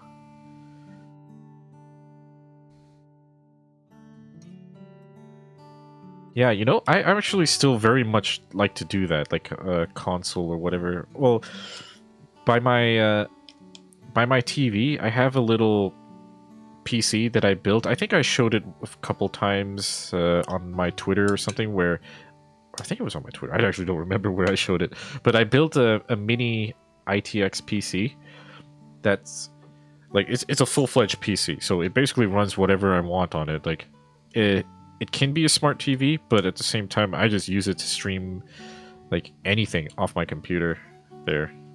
And I think I still prefer using that for my entertainment setup as opposed to any sort of smart device. Simply because like there's just the PC is still the most versatile thing.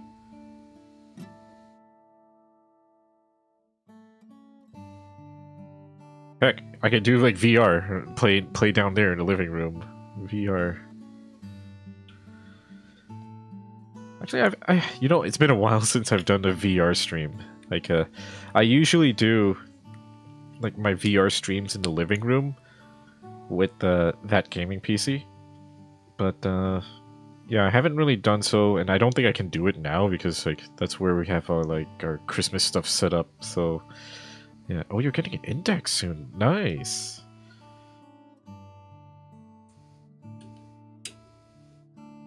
Yeah, I'd like to. I would like to try an index just to see like how different it is. Like maybe I would like the controller, maybe I would hate it. I don't know. Because right now I'm still using my old Oculus Rift S, which for my purpose it's perfectly fine. It's a very easy setup. There's no sensors I need to set up or anything. It's just you plug it in and you wear it. Okay, I wanted to get some color here.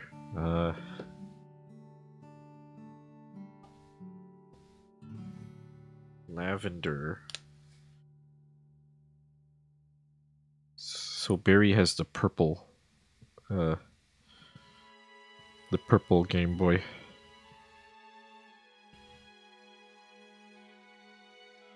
Because of course he has the purple Game Boy.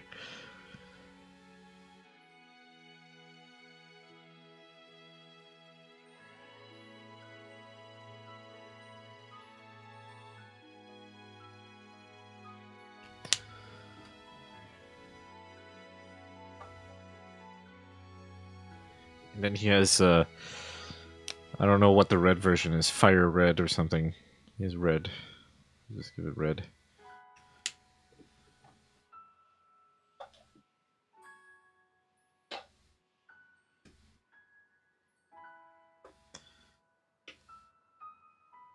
Hydrate. Oh yes, thank you.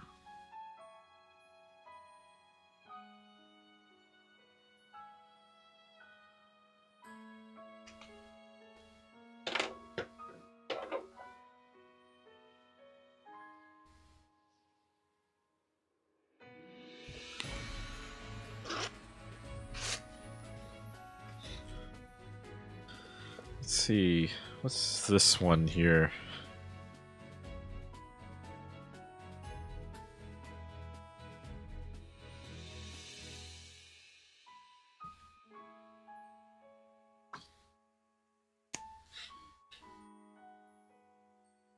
Okay, yeah. It's okay, so Yogurt has the blue Game Boy.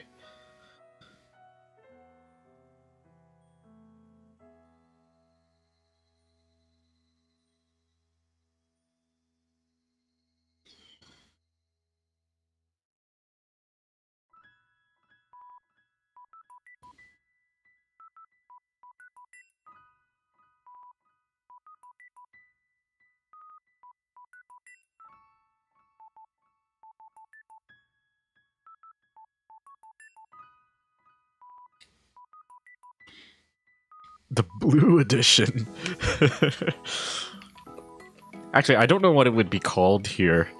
Because in the Yogaverse, they wouldn't have had the Game Boy. They would have had, I don't know, something else. Because Wintenmo exists in the Yogaverse, not Nintendo. So they would have had, like, the Wintenmo... I don't know. What would they call the Game Boy? The Shame Girl?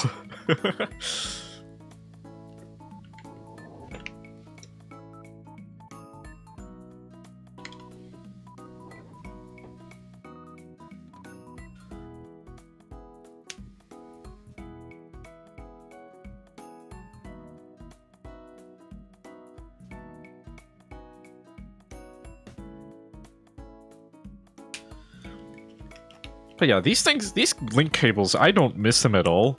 Like, I remember having to deal with them. Like they had a special connector for the Game Boy Advance, a special connector for the SP. Actually, I don't remember if they used the same cable or not.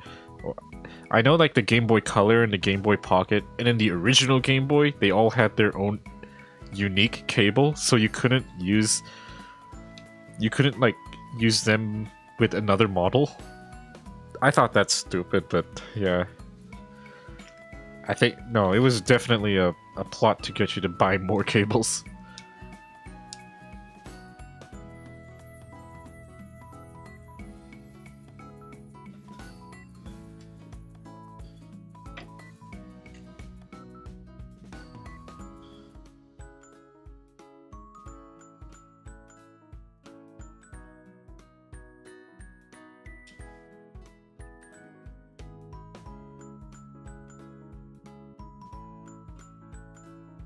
I don't remember at all, yeah.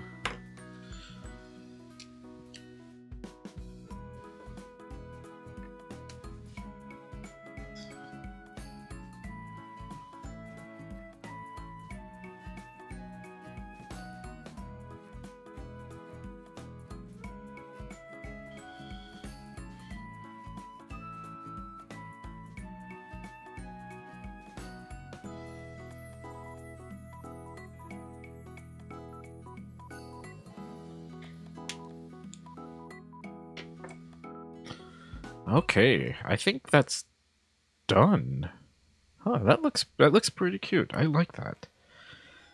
Okay, let's go ahead and write the thing here. This one is going to be nostalgia. We take those. Okay, let's see here.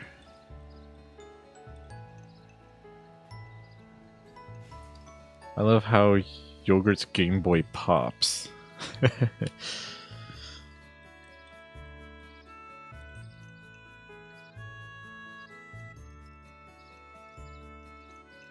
Nostal.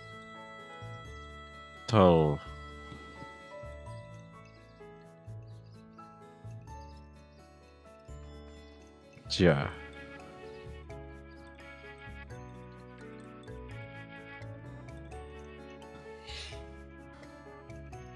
There we go.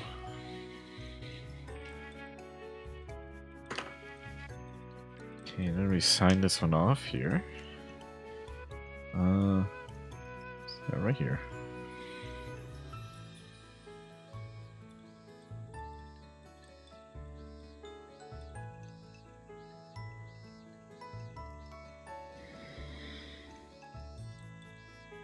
Yeah, it's a lovely drawing. Like, I think, you know, I do think like they would have actually had the time to play Pokemon growing up. They would have been 5 or 6 years old, so yeah, they would have been around that age, 5, 6, 7 years old.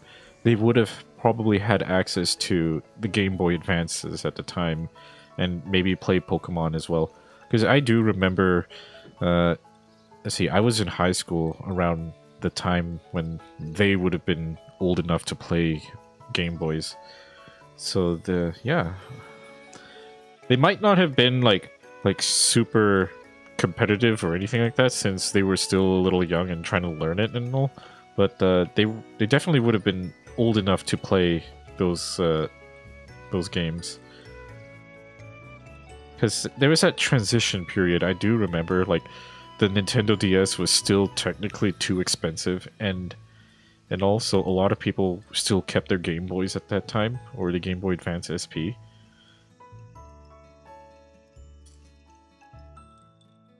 Yeah. I mean, my era would be more of the Game Boy Color, Game Boy Pocket era. I mean, I did play a lot of the Game Boy Advance ones. Like, that definitely was something I played a lot of. And then by the time the DS came out, I think I was already, like, not really playing them as much. But, yeah. Although I think that might have been just because, like, I was playing more of the PSP at the time. And yeah, this one turned out pretty good.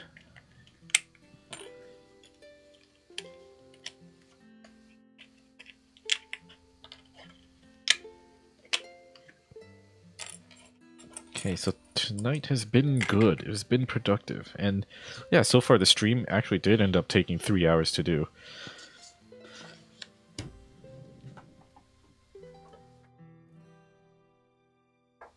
Alright, and here's the, here's this one. Okay, so here are the 2 drawings I did for tonight. Yeah, they're relatively simpler. Like, they're not too, these weren't too difficult to work on, I think. Like, it was mostly very simplified works today. And I think that's okay. I like to think of it more as like a work, like a warm-up, I suppose. There's a couple on my list here that I might want to work on in the future. Go here. Okay, first off, let's cross these ones out. So nostalgia is done. Where's that other one? Shrine. Yeah. It's great. Not just okay, it's great. Yeah, so like I've managed to cross off quite a lot here, and because we are sitting at, I think, 20 drawings in. Normally, like 30 would be the upper limit for how many you would do for a typical Inktober-esque type of challenge, but we're already sitting at 20 drawings. And there's like only 10 more to go, which is technically just 5 more streams, but I don't want to just end it in 5 more streams. I actually do want to keep going until eventually I get like a nice portion done. Like, I don't really have a limit. Like, I don't think I will finish all of these. Like, I think I'll just keep going until eventually I got a nice portion. And who knows, maybe it might even be indefinite, and I'll just like slowly start adding more to this list and then work on those. I don't know, because I don't think I want to end these types of streams, because I do want to have at least some excuse to use this setup and do something with it. So I might even do it a little bit differently. Maybe do some sketches live and stuff, because that's always going to be different to work on. Because yeah, I don't normally like doing sketches live on stream, especially like on traditional, because a lot of times I could sit there just thinking about the sketch, and it might not even turn out to be something I want to finish. But that's what sketches are. It's like I can do a whole sheet full of sketches and then not do anything with it because I don't like it. And I have like a ton of sketches that I just leave as sketches and stuff. That's just the artist's way. Like, you're looking at the finished work, but there's a ton of work that I haven't finished. Or so. Yeah. But other than that, no, it's been great. And I definitely will keep doing these inking streams until I get like a lot of them done, and maybe even find something else to stream with this sort of setup to kind of fit in with ink, coffee, and the side of yogurt. I don't know. I always think that it's nice to have like the inking done, because like traditional art is something that I like and I love, and like I want to actually do more of those. So maybe do something with more color. Maybe do something with watercolor. That might be okay. The watercolor one might be a little bit hard, but hey, that could be fun too. 'Cause the watercolor one is going to be a little bit weird because, like, I know when I'm really in the thick of things, the whole workspace gets messy. Like, I'll have like paints over here, paints over there, and everything. Like, it might even you might not even be able to see all of it because like I have it all cluttered everywhere, and that's usually when I get into the thick of things. But hey, maybe that is something that's worth streaming, like the me working on watercolors.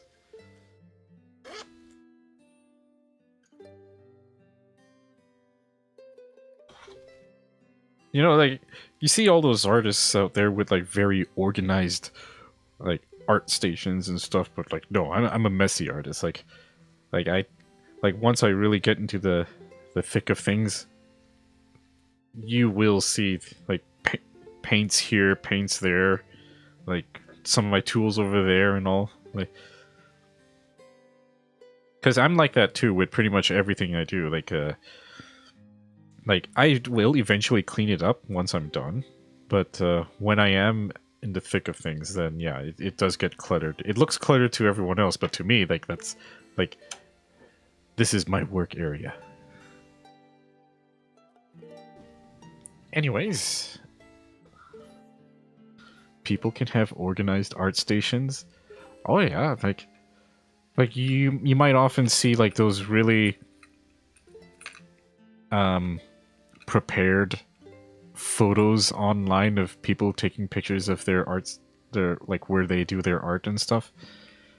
Now, what you don't realize is that for a lot of like for some of them, they put a lot of effort to clean things up before they take the picture. I don't know. Like I know when I take a picture of my setup, I always make it look cleaner than it actually is in practice because I know in practice it's going to get messy. The Jackson Pollock stream ever? Yeah. What's Jackson Pollock? Who? What kind of streams are those? I don't know.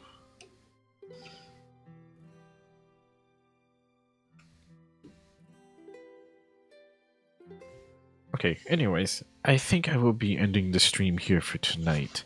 No, it was a lot of fun, and it's nice to be back here working on some inks. And I know I'm probably going to be doing another ink stream. Let's see. It'll happen maybe next week. I don't know. I have a Christmas illustration that I want to work on, and like I need to dedicate quite a bit of time for that one because it is a big illustration for Christmas. Like you know me, I like doing those big Christmas illustrations. I know one of my favorite yogurt drawings has been one of the Christmas illustrations from I think last year, and I don't think the one this year that I'm doing will top that one, but it might be close. It depends. Like I think if I give it the time that it deserves, it might be better than the one than last year. Yeah. Pollock was a famous who splash and throw paint on the canvas. Oh man, I can't do that. No, my setup here is a little too small to do that. I wish I did like have, you know, that is something I would like to do. Like if I were to, like one day, kind of get some more space for myself and everything. Like I would actually build, like a studio where I could just do all of my art and, like that's sort of like the little dream here. I mean, I do have a fairly decent setup and everything, but if I do want to dream a little bit bigger, I would like my art studio. Even better than last year. Yeah. Hold on. Let me show you that. Oops.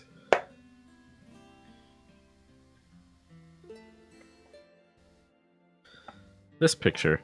Yeah, so this is the picture I did last year. Hold on. There, this one here. Yeah, so last year I did this, and I thought this was an amazing picture. And throughout the entire year, like, I kind of felt a little anxious for everything that I was drawing because I thought, like, oh dang, I can't match this. This is pretty hard to match. Yeah. So right now I am working on another Christmas illustration of Yogurt and Barry. Barry's going to be in this one too. So that's actually going to be something a little bit different. And I want to give that illustration the same treatment as I gave this one. But whether or not I can match this picture in terms of like its overall quality will just depend on how much time I get to work on it, and I guess like my motivation as well. Like that's a pretty big thing too. But yeah, this is a really nice picture, and to this day, like I look at it and I think, dang, I wanna top this. And I think in some ways I can top it. Hold on, let me see if let's see this one here. I feel like this one sort of tops it. Maybe not in the same way, the same feeling as the Christmas one, because they are two different pictures, right? But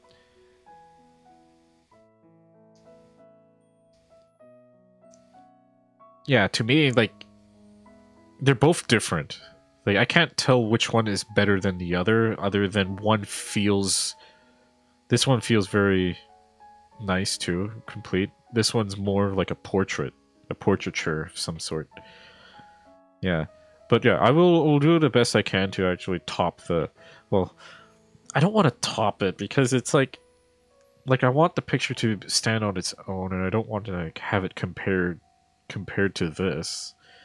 But I will attempt to do like a really nice picture of Yogurt and Berry for this year's Christmas illustration. I'm probably not going to stream it, mostly because I think for a picture like this one, I might want to kind of focus on it on my own. Usually, sometimes that happens. Like, sometimes I don't want to stream it. This one, though, I streamed this one and was pretty happy with how that turned out. So yeah, if you do want to see me working on this again, like I think I still have the VOD up in on one of my playlists. You can check it out. Yeah, because this was a really nice picture to work on. Like I was trying some different things here and there, and mostly like doing some painterly stuff. Like everything is painted here, so all the stuff here, this is all painted. The only thing that was not, I think, was just Yogurt. Yogurt was drawn in. But yeah, it was a nice picture.